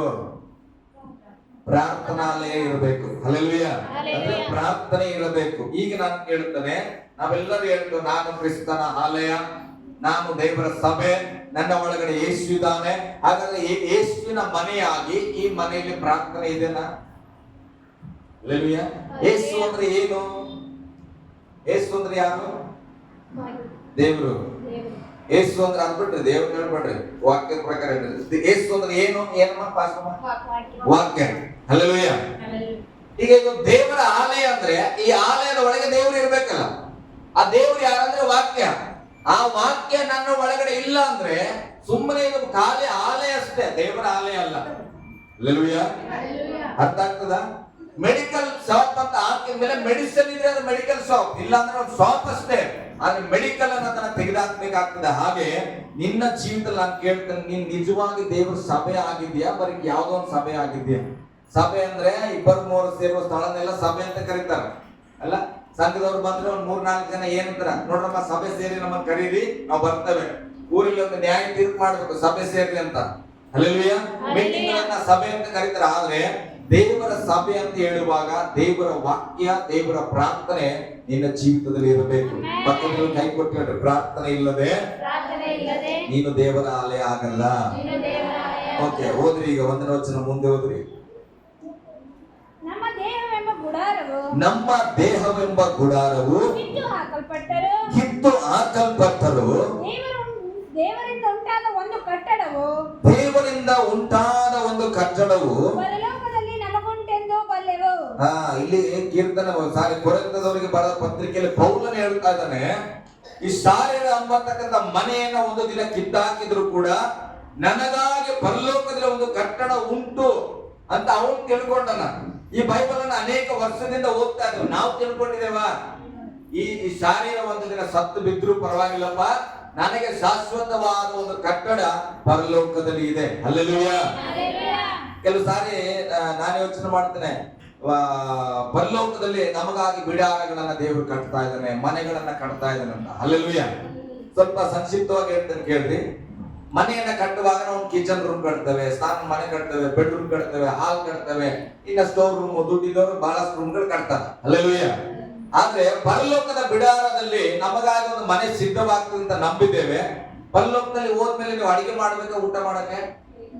ಇಲ್ಲ. ಅಲ್ಲಿ ನಿದ್ರೆ ಇದೆನಾ? ಇಲ್ಲ. ಅಲ್ಲಿ ಮದುವೆ ಮಾಡ್ಕೊಳ್ಳೋದು, ಮಕ್ಕಳು ಶಾಲೆಗೆ ಕಳಿಸೋದು, ಬ್ಯಾಂಕಿಗೆ ಅಮೌಂಟ್ ಜಮಾ ಮಾಡೋದು, ಸಂಘ ತಗೊಳ್ಳೋದು ಯಾವುದು ಇಲ್ಲ. ಅಂದ್ಮೇಲೆ ಅಲ್ಲಿರೋ ಬಿಡಾರ ಹೆಂಗಿದೆ ಅಂತ ನೀವು ಕಲ್ಪಿಸ್ತಾ ಇದೀರಿ. ಅಡಿಗೆ ಮಾಡೋದಿಲ್ಲ ಅಂದ್ರೆ ಕಿಚನ್ ರೂಮ್ ಇರಲ್ಲ. ಈಗಲೇ ನೀವು ಅರ್ಥ ಮಾಡ್ಕೊಡ್ರಿ, ನಾನು ಹೇಳ್ತೇನೆ, ನಿಮ್ಗೆ ಗೊತ್ತಿಲ್ಲ. ಹೆಂಡತಿ ಇಲ್ಲ ಅಂದ್ರೆ ಬೆಡ್ರೂಮ್ ಯಾಕೆ ಇರ್ತದ? ಅಲ್ಲ, ಇಲ್ಲ. ಅದು ನಿಮ್ಮ ಮನಸ್ಸಿಗೆ ತೆಗೆದಾಕ್ಬೇಕು. ದೇವ್ರು ನನಗಾಗಿ ಒಂದು ದೊಡ್ಡ ಬಿಲ್ಡಿಂಗ್ ಕಟ್ಬಿಟ್ರೆ ಹಂಗೆಲ್ಲ ಯೋಚನೆ ಮಾಡ್ಬೇಡ್ರಿ. ವಾಕ್ಯ ಸರಿಯಾಗಿ ಅರ್ಥ ಮಾಡ್ಕೋಬೇಕು. ಮಕ್ಕಳಿಲ್ಲ ಅಂದ್ರೆ ಶಾಲೆ ಕೂಡ ಇರಲ್ಲ. ಚಿನ್ನದ ಬೀದಿ, ಹೌದು, ಚಿನ್ನದ ಬೀದಿಯಲ್ಲಿ ನೀನೇನ್ ಮಕ್ಕಳನ್ನ ತಗೊಂಡು ಶಾಲೆಗೆ ಹೋಗ್ತೀಯಾ? ಹೋಗಲ್ಲ. ಹಲ್ಲೆಲೂಯ. ಎಲ್ಲ ಬೀದಿನೂ ಇಲ್ಲೇ ಅನುಭವಿಸ್ಬೇಕು. ನಾನು ಹೇಳ್ತೇನೆ, ಪರಲೋಕದಲ್ಲಿ ಚಿನ್ನದ ಬೀದಿ ಆದಂತ ಇರ್ಲಿ ಬಿಡ್ರಿ ಸಾರ್, ಇಲ್ಲಿ ಕಷ್ಟ ಅನ್ಬೇಡ್ರಿ. ನಾನಂತ ಕ್ರೈಸ್ತನಲ್ಲ. ಹಲ್ಲೆಲೂಯ. ಅಲ್ಲಿ ಬರೀ ಭಜನೆ ಮಾಡೋದಾದಂತ ದೇವ್ರ ಜೊತೆ ಆರಾಧನೆ ಮಾಡದೇ ಇದ್ದ ಮೇಲೆ ಹೆಂಡತಿ ಜೊತೆ ಸುಖವಾಗಿ ಬದುಕ್ಬೇಕಾದ್ರೆ ಇಲ್ಲೇ ಬದುಕ್ಬೇಕು. ಮಕ್ಕಳ ಜೊತೆ ಪ್ರೀತಿಯಿಂದ ಇರ್ಬೇಕಾದ್ರೆ ಇಲ್ಲೇ ಇರ್ಬೇಕು. ಏನಾದ್ರು ಒಂದು ಒಳ್ಳೆ ಊಟ ಭೋಜನಗಳನ್ನ ಮಾಡುವಂತದಿದ್ರೆ ಈ ಲೋಕದಲ್ಲಿ ಸಿಗೋದನ್ನ ಇಲ್ಲೇ ನೀನ್ ಮಾಡ್ಬೇಕು. ಹಲ್ಲೆಲೂಯ. ಗಟ್ಟಿಯಾಗಿ ಹಲ್ಲೆಲೂಯ. ಹಾಗಾದ್ರೆ ಪರಲೋಕದಲ್ಲಿ ಎಂತ ಬಿಡಾರವನ್ನು ನಾವು ಸಿದ್ಧ ಮಾಡ್ತಾ ಬೈಬಲ್ ಹೇಳ್ತದೆ, ಭೂಮಿಯ ಮೇಲಿರುವ ನಮ್ಮ ಮನೆ ಅಂದ್ರೆ ನಮ್ಮ ದೇಹ ಅಂತ. ಈ ಭೂಮಿ ಮೇಲೆ ನಾವು ಕಟ್ಟಿರೋ ಮನೆ ನಮ್ಮ ಮನೆ ಅಲ್ಲ, ನಮ್ಮ ಮನೆ ಅಂದ್ರೆ ನಮ್ಮ ದೇಹ. ಅದಕ್ಕೆ ಪೌಲಲ್ಲಿ ಹೇಳ್ತಾನೆ, ಈ ದೇಹವನ್ನ ಒಂದು ದಿನ ಕಿತ್ತು ಹಾಕಲ್ಪಟ್ಟರು ದೇವರಿಂದ ಉಂಟಾಗುವ ಒಂದು ಕಟ್ಟಡ ಪರಲೋಕದಲ್ಲಿ ನನಗುಂಟು. ಹಾಗಾದ್ರೆ ಎಂತ ಕಟ್ಟಡ ಉಂಟು ಬಗ್ಗೆ? ಇಲ್ಲಿ ನನ್ನ ದೇಹ, ಭೂಮಿಯ ಮನೆ ನಂದು, ಇದು ಸಾರಿನ ಇದನ್ನ ಕಿತ್ತಾಕ್ತಾನ. ಒಂದಿನ ಸಾವು ಬರ್ತದೆ, ಸತ್ತು ಹೋಗ್ತಾರೆ. ಆಮೇಲೆ ದೇವರು ನನಗೆ ಒಂದು ಹೊಸ ಪರಲೋಕದಲ್ಲಿ ಕಟ್ಟಡ ಕೊಡ್ತಾನೆ. ಯಾವ ಕಟ್ಟಡ? ಮಹಿಮೆಯ ಅದು ಬಟ್ಟೆ. ದೇವ್ರು ಇಲ್ಲಿ ಭೂಮಿಯ ಮೇಲೆ ನೀನು ಹೊಲಿಸಿ ಹಾಕೊಂಡ್ರ ಬಟ್ಟೆ ನಿನ್ನ ಮನೆ ಅಂತ ಹೇಳ. ಏನ್ ಹೇಳಿದ್ರು? ನಿಮ್ಮ ದೇಹವೇ ಇಲ್ಲಿಯ ಮನೆ ಅನ್ನೋದಲ್ಲೇ ಪರಲೋಕದಲ್ಲೂ ಕೂಡ ದೇವರು ನಮಗೆ ತಿರುಗಿ ಮಹಿಮೆಯ ದೇಹವನ್ನ, ಶಾರೀರವನ್ನ ಕೊಡ್ತಾರ. ಬೈಬಲ್ ಹೇಳಿದ ಪ್ರಕಟಣೆ ಪುಸ್ತಕದಲ್ಲಿ ಮಹಿಮಾ ಶಾರೀರವು ಕೊಡಲ್ಪಡುವುದು. ಪರಲೋಕದಲ್ಲಿ ನಮಗೆ ನೂತನ ಶಾರೀರ ಸಿಗ್ತದಲ್ಲ, ಅದೇ ನಮ್ಮ ಕಟ್ಟಡ. ಹಲ್ಲೆಲೂಯ. ಅದೇ ನಮ್ಮ ಮನೆ. ನಾನು ಅದಕ್ಕೆ ಹೇಳ್ತೇನೆ, ಮನೆ ಕಟ್ಟೋದ್ರ ಬಗ್ಗೆ ನನಗೆ ಚಿಂತೆ ಇಲ್ಲ. ನನ್ನ ಹೆಂಡತಿಗಾಗಿ ಕಟ್ಟಿದ್ರೆ ಕಟ್ಟಬಹುದು, ಸ್ತೋತ್ರ. ನನಗೆ ಬಾಡಿಗೆ ಮನೆ ಬಹಳ ಇಷ್ಟ. ಸಾರಿ ಕೇಳಿದ್ರೆ ಅದೇ ಹೇಳ್ತೇನೆ. ಹಲ್ಲೆಲೂಯ. ಆದ್ರೆ ಮುಂದೆ ಹೋದ್ರೆ ಸ್ವಲ್ಪ ಹಂಗೆ ಸ್ವಲ್ಪ ನಿಧಾನವಾಗಿ ಹೇಳ್ತಾನೆ. ಅದು ಕೈಯಿಂದ ಕಟ್ಟಿದ ಮನೆಯಾಗಿರದೆ, ಅದು ಕೈಯಿಂದ ಕಟ್ಟಿದ ಮನೆಯಾಗಿ ಇರದೆ ನಿತ್ಯವಾಗಿರುವಂತದಾಗಿದೆ. ನಿತ್ಯವಾಗಿರುವಂತದಾಗಿದೆ. ಅದು ಆಲ್ರೆಡಿ ಇರುವಂತದ್ದು, ಕಟ್ಟುವಂತದಲ್ಲ. ಆಮೇಲೆ ನಾವು ಈಗಿನ ದೇಹದಲ್ಲಿರುವವರೆಗೂ ನರಳುತ್ತೇವೆ. ಪರಲೋಕದಿಂದ ದೊರಕುವ ನಮ್ಮ ನಿವಾಸವನ್ನು ನಾವು ದೇಹದ ಮೇಲೆ ಧರಿಸಿಕೊಳ್ಳಬೇಕೆಂದು ಅಪೇಕ್ಷಿಸುತ್ತೇವೆ. ಹಲ್ಲೆಲೂಯ. ಇಲ್ಲಿ ವಾಕ್ಯ ಹೇಳ್ತದೆ, ನಾವು ಈಗಿನ ದೇಹದಲ್ಲಿ ಇರುವವರೆಗೂ ನರಳುತ್ತೇವೆ, ಪರಲೋಕದಿಂದ ದೊರಕುವ ನಮ್ಮ ನಿವಾಸವನ್ನು ನಾವು ದೇಹದ ಮೇಲೆ ಧರಿಸಿಕೊಳ್ಳಬೇಕೆಂದು ಅಪೇಕ್ಷಿಸುತ್ತೇವೆ. ಅಂದರೆ ಆ ದಿನದಲ್ಲಿ ನಾವು ಇನ್ನೂ ದೇಹದಲ್ಲಿಯೇ ಇದ್ದರೆ ಆ ನಿವಾಸವನ್ನು ದೇಹದ ಮೇಲೆಯೇ ಧರಿಸಿಕೊಳ್ಳುವೆವು. ಆ ಗುಡಾರದಲ್ಲಿರುವವರಾದ ನಾವು ಭಾರ ಹೊತ್ತುಕೊಂಡವರಾಗಿ ನರಳುತ್ತೇವೆ. ಅರ್ಥ ಆಗ್ತದ್ರಿ? ಈ ಬಟ್ಟೆ ಮೇಲೆ ಇದು ಕೊಳೆ ಹಾಕಿ ಅಂತೇಳಿ ಒಂದು ಬಟ್ಟೆ ಹಾಕೊಳ್ತಾನೆ, ಆ ಬಟ್ಟೆ ಮೇಲೆ ಕೊಳೆ ಹಾಕಿ ಅಂತೇಳಿ ಒಂದು ಬಟ್ಟೆ ಹಾಕೊಳ್ತಾರ. ಇಂಥ ಅನುಭವ ನಿಮ್ಗೆ ಬೇಕಂದ್ರೆ ಸಿಟಿಗಳಲ್ಲಿ ಹುಚ್ಚರು ಅಂತ ಇರ್ತಾರೆ. ನೀವು ಎಷ್ಟು ಬಟ್ಟೆ ಕೊಡ್ರಿ, ಬಟ್ಟೆ ಮೇಲೆ ಬಟ್ಟೆ ಧರಿಸ್ತಾರ ಅಂತ ಅವ್ರು ತೆಗಿಯಲ್ಲ. ಅಲ್ಲಲ್ವಿಯ? ಅದಕ್ಕೆ ಅವರು ಇಷ್ಟು ನನ್ನ ಹಾಗೆ ಇದ್ರು ಕೂಡ ಅವ್ರು ಮಸ್ತ್ ದಪ್ಪ ಕಾಣಿಸ್ತಾ ಇರ್ತಾರೆ. ಯಾಕಂದ್ರೆ ಬಟ್ಟೆಯ ಮೇಲೆ ಬಟ್ಟೆಯನ್ನು ಧರಿಸಿ ಅದು ಏನಾಗಿರ್ತದೆ, ಅವ್ರಿಗೆ ಭಾರ ಆಗಿರ್ತದ. ಅಲ್ಲಲ್ವಿಯ? ನಾವ್ ಅಂದ್ಕೊಳ್ತೇವೆ, ನಾನ್ ದೇವರು ಬರೋವರೆಗೂ ಸಾಯ್ಬಾರ್ದು, ನಾನು ಬದುಕಿದ್ದೆ ಇದರ ಮೇಲೆ ಇನ್ನೊಂದು ಮಹಿಮ ಶರೀರವನ್ನ ಧರಿಸಿಕೊಳ್ಬೇಕಂದ್ರೆ ಅದು ಆಗದ ಕೆಲಸ. ಅದಕ್ಕೆ ಸತ್ಯವೇದ ಹೇಳ್ತದೆ, ದೇಹದ ಮೇಲೆ ದೇಹವನ್ನ ಧರಿಸಿಕೊಳ್ಳುವುದಾದ್ರೆ ಅದು ಏನಾಗಿರ್ತದೆ, ಭಾರವಾಗಿ ಇರುವಂತದಾಗಿದೆ. ಹಲ್ಲೆಲೂಯ. ಗಟ್ಟಿಯಾಗಿ ಹಲ್ಲೆಲೂಯ. ಓಕೆ, 4ನೇ ವಚನದ ಭಾಗ. ಈ ಗುಡಾರದಲ್ಲಿರುವವರಾದ ನಾವು ಭಾರ ಹೊತ್ತುಕೊಂಡವರಾಗಿ ನರಳುತ್ತೇವೆ. ಇದು ಕಳಚಿ ಹೋಗಬೇಕೆಂದು ನಮ್ಮ ಇಷ್ಟವಲ್ಲ. ಇದು ಕಳಚಿ ಹೋಗಬೇಕೆಂದು ನಮ್ಮ ಇಷ್ಟವಲ್ಲ. ಮೃತ್ಯುವಾದದ್ದು ನುಂಗಿ ಹೋಗಿ ಮೃತ್ಯುವಾದದ್ದು ನುಂಗಿ ಹೋಗಿ ಜೀವ ಒಂದೇ ಉಳಿಯುವಂತೆ ಈ ಗುಡಾರದ ಮೇಲೆ ಆ ನಿವಾಸವನ್ನು ಧರಿಸಿಕೊಳ್ಳಬೇಕೆಂಬುದೇ ನಮ್ಮ ಇಷ್ಟ. ಹಲ್ಲೆಲೂಯ. ಈಗಿರಲಾಗಿ ಅನ್ನೋದು ಮರಿಬಾರ್ದು. ಆ ವಚನ ನಿಮ್ಮ ಹೃದಯದಲ್ಲಿ ಇರಲಿ. ಅದಕ್ಕಾಗಿ ನಾನು ಇದೆಲ್ಲ ಓದಿಸ್ತಾ ಇದ್ದೇನೆ. ನೋಡ್ರಿ, ಮೃತ್ಯು ಎಂಬ ನುಂಗಿ ಹೋಗುವುದು ಇಲ್ಲದೆ ಜೀವ ಒಂದೇ ಉಳಿಬೇಕಂತ. ನಮ್ಮ ಶಾರೀರದ ಮೇಲೆ ಮರಣ ಅನ್ನುವಂತ ಆಳ್ವಿಕೆ ಇದೆ. ಆದಾಮನ ಅವ್ವಲು ತಪ್ಪು ಮಾಡಿದ ಕಾರಣ ಮರಣಕ್ಕೆ ತುತ್ತಾದರು. ಆ ಮರಣ, ಶಾಪ, ಪಾಪಗಳನ್ನ ನಮ್ಮಿಂದ ತೆಗೆದಾಕಿ ನಮ್ಮ ಬಳಿಗೆ ಜೀವ ಒಂದೇ ಉಳಿಯಬೇಕು. ಹೇಳಿ, ಜೀವ ಒಂದೇ ಉಳಿಯುವಂತೆ ಈ ಗುಡಾರದ ಮೇಲೆ ಆ ನಿವಾಸವನ್ನ ಧರಿಸಿಕೊಳ್ಳಬೇಕೆಂಬುದು ನಮ್ಮ ಇಷ್ಟ. ಅರ್ಥ ಮಾಡ್ಕೊಂಡ್ರೆ, ಲೋಕದ ಮನುಷ್ಯರಿಗೂ ಕ್ರೈಸ್ತತ್ವಕ್ಕೂ ಬಹಳ ಬಹಳ ವ್ಯತ್ಯಾಸ ಇದೆ. ಲೋಕದವರು ಜೀವಿಸುವ ಹಾಗೆ ನಾವು ಜೀವಿಸಕೂಡದು, ಅವರು ಯೋಚಿಸುವ ಹಾಗೆ ನಾವು ಯೋಚಿಸಬಾರದು. ಹಲ್ಲೆಲೂಯ. ಏನಾಗಿ ಬಿಡುತ್ತದೆ ಪರವಾಗಿಲ್ಲ ಅನ್ನತಕ್ಕಂತ ಅಡ್ಜಸ್ಟ್ಮೆಂಟ್ ಲೈಫ್ ಕ್ರೈಸ್ತತ್ವದಲ್ಲಿ ಇಲ್ಲ ಪ್ರಿಯರೇ. ಹಲ್ಲೆಲೂಯ. ಬೇಡ ಅಂದ್ರೆ ಬೇಡ ಅಷ್ಟೇ. ಬೈಬಲ್ ಹೇಳ್ತಾರೆ, ಬೇಡ ಅಂದ್ರೆ ಅದು ಬೇಡ, ಆಮೇನ್ ಅಂದ್ರೆ ಆಮೇನ್. ಹಲ್ಲೆಲೂಯ. ಗಟ್ಟಿಯಾಗಿ ಹಲ್ಲೆಲೂಯ. ಇಲ್ಲಿ ವಾಕ್ಯ ಅದಕ್ಕೆ ಹೇಳ್ತದೆ, ಜೀವ ಒಂದೇ ನಮಗೆ ಉಳಿಯಬೇಕು. 5ನೇ ವಚನ ಈಗ ಮುಂದೆ. ಆ ಸ್ಥಿತಿಗಾಗಿ ನಮ್ಮನ್ನು ಸಿದ್ಧ ಮಾಡಿರುವವನು ದೇವರೇ. ನೋಡಿ, ಆ ಸ್ಥಿತಿಗಾಗಿ ಅಂದ್ರೆ ಒಳ್ಳೆದ್ದು ಬರೀ ಜೀವ ಉಳಿಯುವಂತ ಸ್ಥಿತಿಗಾಗಿ ನಮ್ಮನ್ನು ಸಿದ್ಧಗೊಳಿಸಿರುವುದು ದೇವರೇ. ಆತನು ಪವಿತ್ರಾತ್ಮನನ್ನು ಸಂಚಕಾರವಾಗಿ ಅನುಗ್ರಹಿಸಿದ್ದಾನೆ. ಹಲ್ಲೆಲೂಯಾ. ನಾವು ಪರಿಶುದ್ಧವಾಗಿ ಹೊಸ ಶಾರೀರವಾಗಿ ನೂತನ ಸೃಷ್ಟಿಯಾಗಿ ಇರಬೇಕೆಂದು ದೇವರ ಪವಿತ್ರಾತ್ಮನನ್ನ ನನಗೂ ನಿಮಗೂ ಆಲ್ರೆಡಿ ಕೊಟ್ಟಿದ್ದಾನೆ. ಹಲ್ಲೆಲೂಯಾ. ಅನುಗ್ರಹಿಸಿದ್ದಾನೆ. ಇವಾಗ ಹೋದ್ರೆ 6ನೇ ವಚನ. ಹೀಗೆ ಇರುವುದರಿಂದ ನಾವು ಯಾವಾಗಲೂ ಧೈರ್ಯವುಳ್ಳವರಾಗಿದ್ದೇವೆ. ನಾವು ಯಾವಾಗಲೂ ಧೈರ್ಯವುಳ್ಳವರಾಗಿರ್ಬೇಕಂದ್ರೆ, ನಾನು ಲೋಕದಿಂದ ಪಡೆದುಕೊಂಡ ತಾಯಿಯ ಗರ್ಭದಿಂದ ಬಂದಂತ ಪಾಪದ ಶಾರೀರವನ್ನು ಹೊತ್ತುಕೊಂಡು ನಾನು ಸಭೆಯ ಒಳಗಡೆ ಇಲ್ಲ. ಯೇಸುವನ್ನು ನಂಬುವುದರ ಮುಖಾಂತರ ಪಾಪ ಕ್ಷಮಿಸಲ್ಪಟ್ಟು ನಾನು ನೂತನ ಸೃಷ್ಟಿಯಾಗಿ ಹೊಸ ಮನುಷ್ಯನಾಗಿ ದೇವರ ಮಗನಾಗಿ ಸಭೆ ಒಳಗಡೆ ಇದ್ದೇನೆ. ಅದಕ್ಕೆ ನನಗೆ ಬರುವ ಕಷ್ಟ, ನೋವುಗಳು, ದುಃಖಗಳಿಗೆ ನಾನು ಭಯಪಡದೆ ಯಾವಾಗಲೂ ಧೈರ್ಯವುಳ್ಳವನಾಗಿದ್ದೇನೆ. ಕಾರಣ ನನ್ನ ಜೊತೆಯಲ್ಲಿ ಪವಿತ್ರಾತ್ಮ ಸಂಚಕಾರನು ಅಂದ್ರೆ ಚಲಿಸುವ ಆತನು, ಹಲ್ಲೆಲೂಯಾ, ನಮ್ಮೊಟ್ಟಿಗೆ ಜೀವಿಸುವ ಆತನು ಇರುವ ಕಾರಣ ಈಗಿರುವುದರಿಂದ ಅಂದ್ರೆ ಪವಿತ್ರಾತ್ಮನು ಇರುವುದರಿಂದ, ಹೇಳ್ರಿ, ಪವಿತ್ರಾತ್ಮನು ಇರುವುದರಿಂದ ನಾವು ಯಾವಾಗಲೂ ಧೈರ್ಯವುಳ್ಳವರಾಗಿದ್ದೇವೆ. ಒಬ್ಬ ಮನುಷ್ಯನಿಗೆ ಭಯ ಪ್ರಾರಂಭ ಆದ್ರೆ ಅವಾಗಲೇ ಅರ್ಥ ಮಾಡ್ಕೊಳ್ಬೇಕು, ಈಗಿರುವುದರಿಂದ ನಾನು ಭಯ ಪಡುತ್ತಾ ಇದ್ದೇನೆ. ಆ ಈಗಿರುವುದರಿಂದ ಅನ್ನೋದ್ರ ಹಿಂದೆ ನೀವು ಬರ್ಕೊಳ್ಬೇಕು, ನಾನು ಪವಿತ್ರಾತ್ಮನನ್ನ ಕಳೆದುಕೊಂಡಿರುವುದರಿಂದ ಭಯದಲ್ಲಿ ಇದ್ದೇನೆ. ಹಲ್ಲೆಲೂಯಾ. ಈಗ ವಾಕ್ಯ ಹೇಳ್ತದೆ, ಪವಿತ್ರಾತ್ಮನ ಇರುವುದರಿಂದ ನಾವು ಧೈರ್ಯವುಳ್ಳವರಾಗಿದ್ದೇವೆ. ನನಗೆ ಯಾವುದೇ ಸಾಲ ಇಲ್ಲ, ಅದಕ್ಕೆ ನಾನು ಧೈರ್ಯವಾಗಿ ತಿರುಗುತ್ತೇನೆ. ಒಂದು ಸ್ಟೇಟ್ಮೆಂಟ್. ನನಗೆ ಸ್ವಲ್ಪ ಭಯ ಆಗ್ತಾ ಇದೆ ಹೊರಗಡೆ ಹೋಗ್ಲಿಕ್ಕೆ ಅಂದ್ರೆ ನಾನು ಸಾಲ ಮಾಡೀನಿ ಅಂತ ಅರ್ಥ. ಹಲ್ಲೆಲೂಯಾ. ಸಾಲಕ್ಕೆ ಅಂಜಬೇಡ್ರಿ, ನಾನಂತ ಅಂಜಲ್ಲ, ಅದಕ್ಕೆ ಅಂಜಬೇಡ್ರಿ. ನಡೀತಾ ಇರ್ತದೆ ಜೀವನ ಅಂತಾರೆ, ಸಾಲ ಬರ್ತದ, ನಾವು ದುಡಿತೇವೆ, ನಾವು ತೀರಿಸ್ತೇವೆ. ಹಲ್ಲೆಲೂಯಾ. ನಾವೇನು ಭಿಕ್ಷೆ ಬಿಡ್ತಾ ಇಲ್ಲ. ದೇವರು ನಮಗೆ ನಮ್ಮ ಯೋಗ್ಯತೆಗೆ ತಕ್ಕಂತೆ, ನಮ್ಮ ಬಲಕ್ಕೆ ತಕ್ಕಂತೆ ಕಷ್ಟಗಳು ಬರ್ತದಂತ. ಹಲ್ಲೆಲೂಯಾ. ನೀವು ಸಾಲ ಮಾಡಿ ಅಂತ ನಾನು ಹೇಳ್ತಿಲ್ಲ, ನನ್ನ ಸ್ಟೇಟ್ಮೆಂಟ್. ನಾನು ಸಾಲಕ್ಕೆ ಭಯ ಪಡಲ್ಲ. ಹಲ್ಲೆಲೂಯಾ. ಎಷ್ಟು ಕೊಡೋದಿದ್ರು ಕೂಡ ನನಗೆ ಕೊಡ್ರಿ, ನಾನು ನಿಮಗೆ ತಕ್ಕ ಸಮಯ ಕೊಡ್ತಾನೆ. 7ನೇ ವಚನ ಓದ್ರಿ ಮುಂದೆ. ನೋಡ್ರಿ, ನಾವು ನೋಡುವವರಾಗಿ ನಡೆಯದೆ, ನಾವು ನೋಡುವವರಾಗಿ ನಡೆಯದೆ ನಂಬುವವರಾಗಿಯೇ ನಡೆಯುತ್ತೇವೆ. ಆದುದರಿಂದ ದೇಹದಲ್ಲಿ ವಾಸಿಸುವವರೆಗೂ, ನೋಡ್ರಿ, ದೇಹದಲ್ಲಿ ನಾವು ಬದುಕುವವರೆಗೂ ಕರ್ತನಿಗೆ ಪ್ರವಾಸಿಗಳಾಗಿರುವಂತೆ ಎಂಬುದನ್ನು ಬಲ್ಲೆವು. ಇದನ್ನು ಆಲೋಚಿಸಿ ನಾವು ಧೈರ್ಯವುಳ್ಳವರಾಗಿ ಕರ್ತನಿಗೆ ದೂರದಲ್ಲಿರುವ ಇಲ್ಲ, ಕರ್ತನಿಗೆ ದೂರದಲ್ಲಿರುವ ಪ್ರವಾಸಿಗಳಾಗಿದ್ದೇವೆಂಬುದನ್ನು ಬಲ್ಲೆವು. ಹಲ್ಲೆಲೂಯಾ.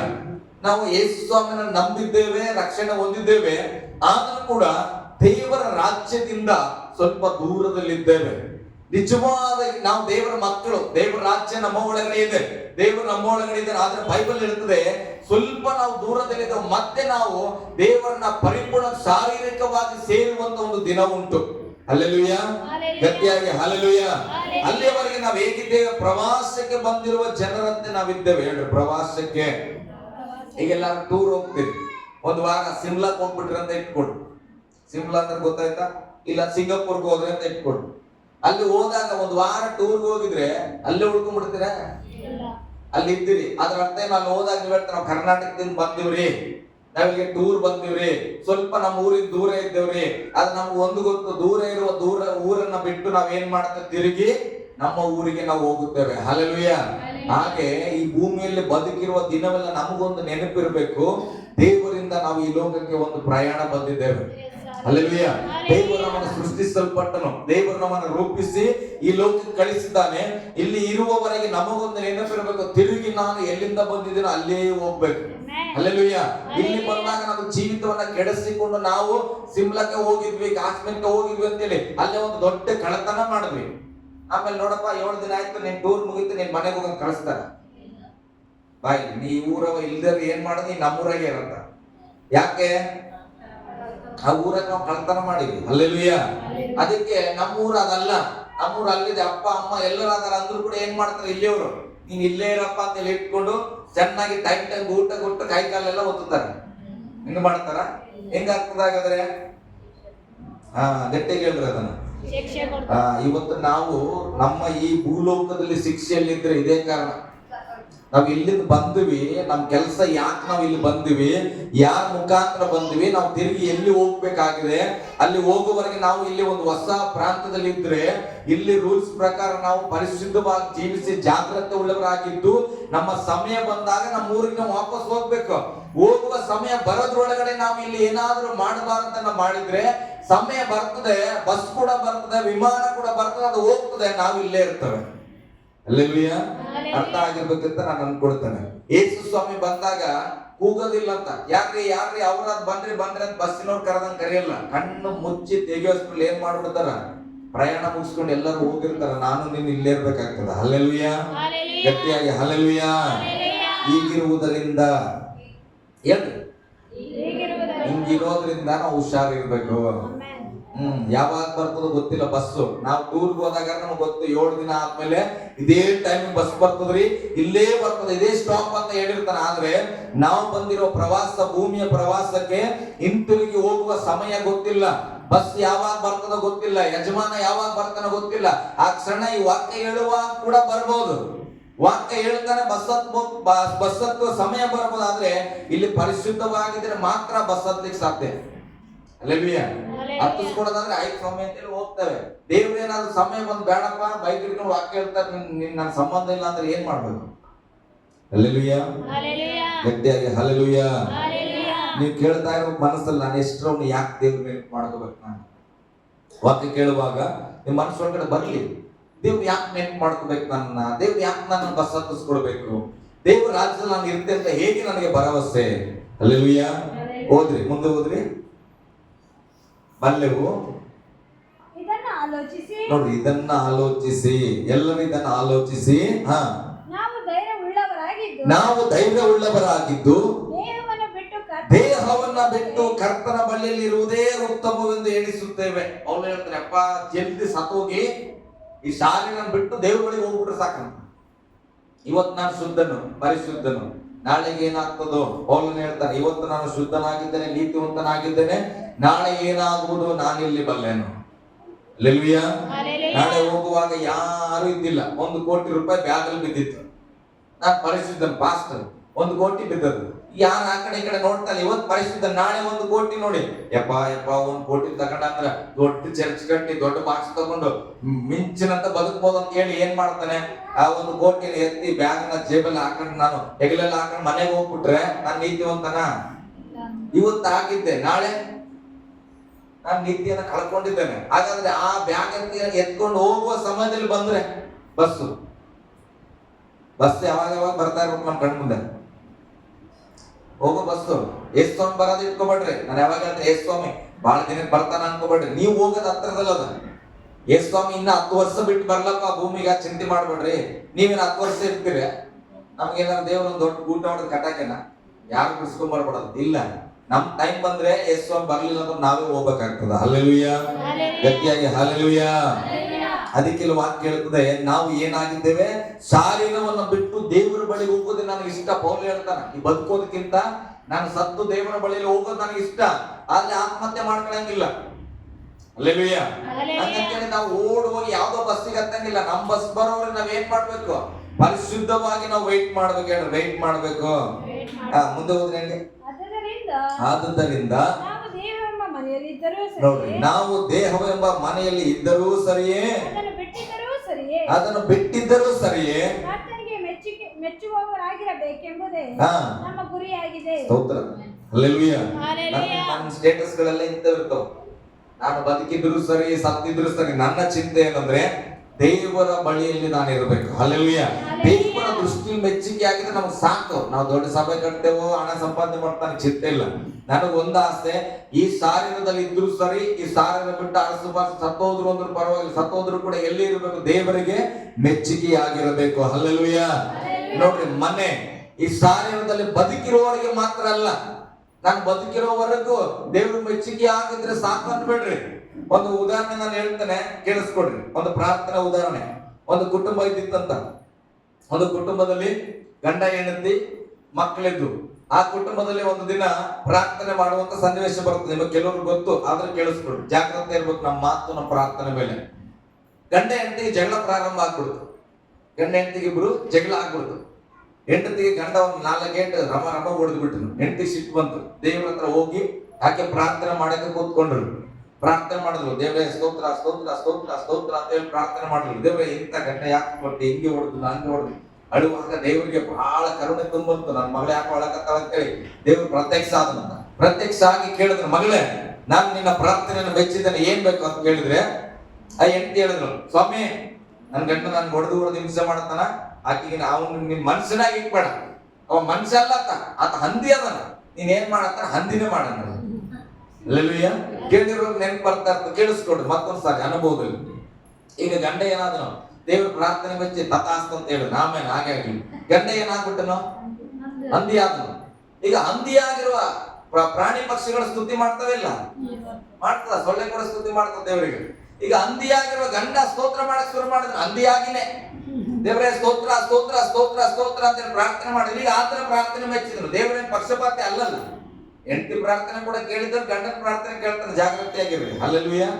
ನನ್ನ ಪ್ರಾರ್ಥನೆ ಕೇಳೋಣ ಅಂದ ಮೇಲೆ ನನ್ನ ಹೆಂಡತಿ ಪ್ರೇಯರ್ ಕೇಳದೆ ಇರ್ತಾನ, ಕೇಳ್ತಾನ ದೇವ್ರು. ಆಯ್ತು. ಈಗ ಹಂದಿಯಲ್ಲಿ ಇರುವ ಗಂಡನ ಪ್ರಾರ್ಥನೆ ಕೇಳಿದ್ರು. ದೇವ್ರು ಕೇಳಿದ್ರು, ಪ್ರತ್ಯಕ್ಷ ಆದನು. ನಿನ್ ಪ್ರಾರ್ಥನೆ ಮೆಚ್ಚಿನ ಮಗ ಏನ್ ಬೇಕು?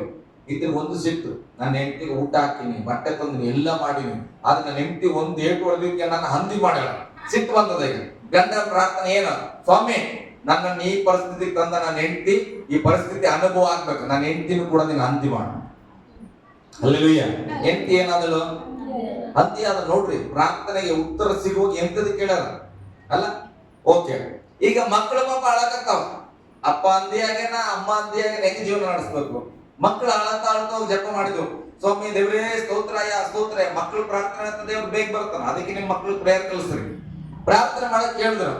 ಮಕ್ಕಳ ನೀವ್ ಏನ್ ಬೇಕಾದ್ರೂ ಕೇಳ್ಕೊಡ ನಾನು ಕೊಡ್ತೇನೆ ಅಂತ. ಮಕ್ಕಳ ಸ್ವಾಮಿ ನಮ್ಗೆ ಏನು ಬೇಡಪ್ಪ, ನಮ್ಮ ಅಪ್ಪ ಅಮ್ಮ ಮೊದಲು ಹೆಂಗಿದ್ರು ಹಂಗ್ ಮಾಡ್ಬಿಟ್ರೆ ಸಾಕ.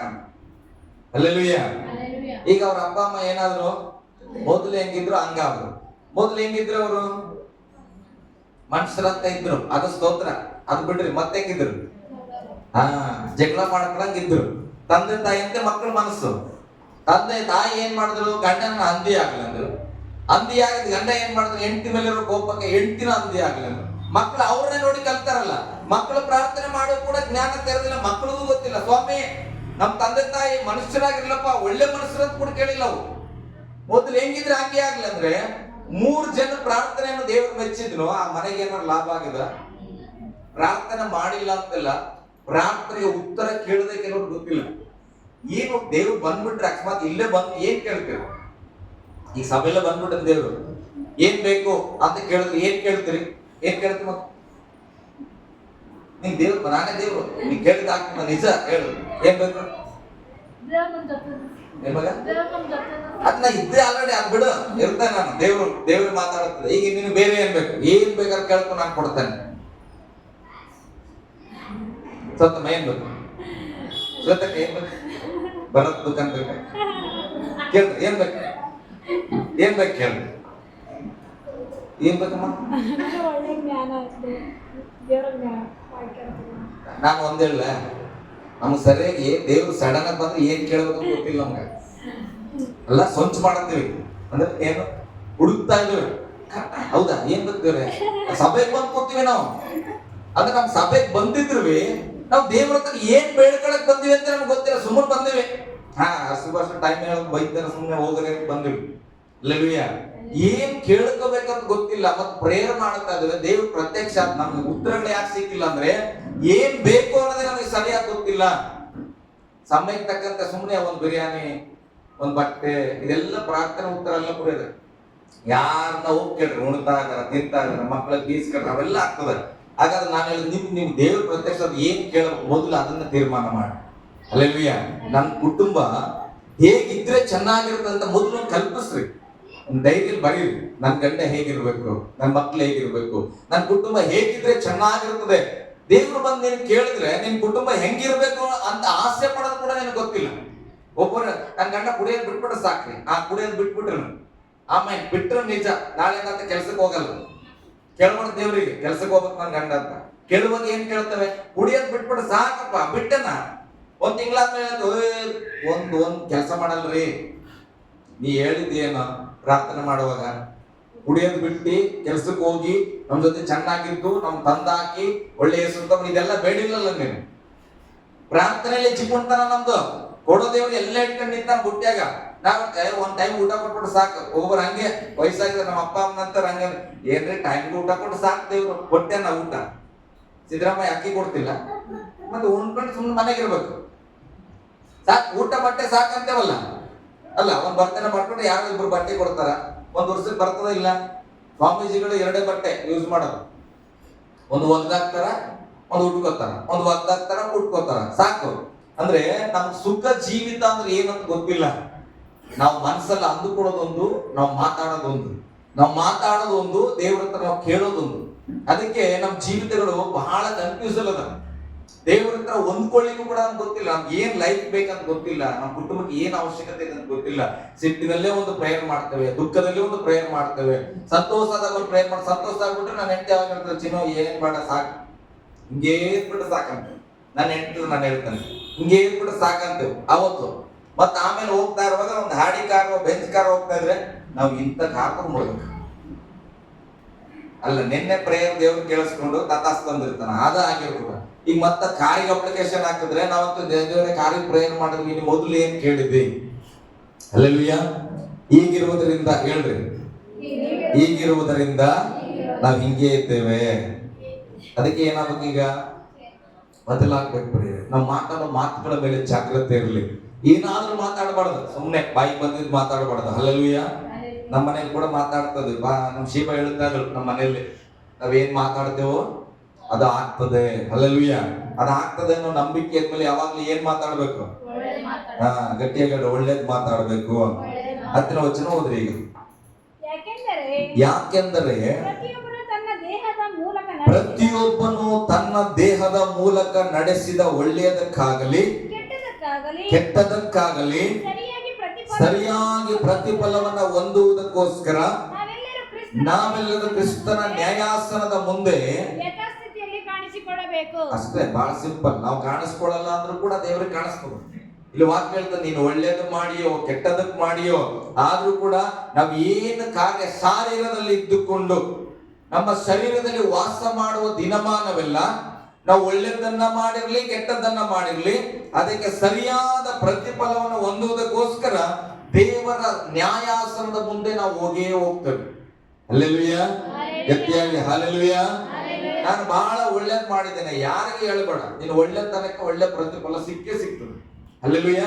ನಾನು ಈ ಕೆಟ್ಟದ ಮಾಡೇ ಇಲ್ಲ ಅಂತ ನಾನು ಹೇಳಿದ್ರು ಕೂಡ ನನ್ನ ಕೆಟ್ಟತನಕ್ಕೂ ಪ್ರತಿಫಲ ಸಿಗುವಂತದಾಗಿದೆ. ಹಲ್ಲೆಲೂಯಾ.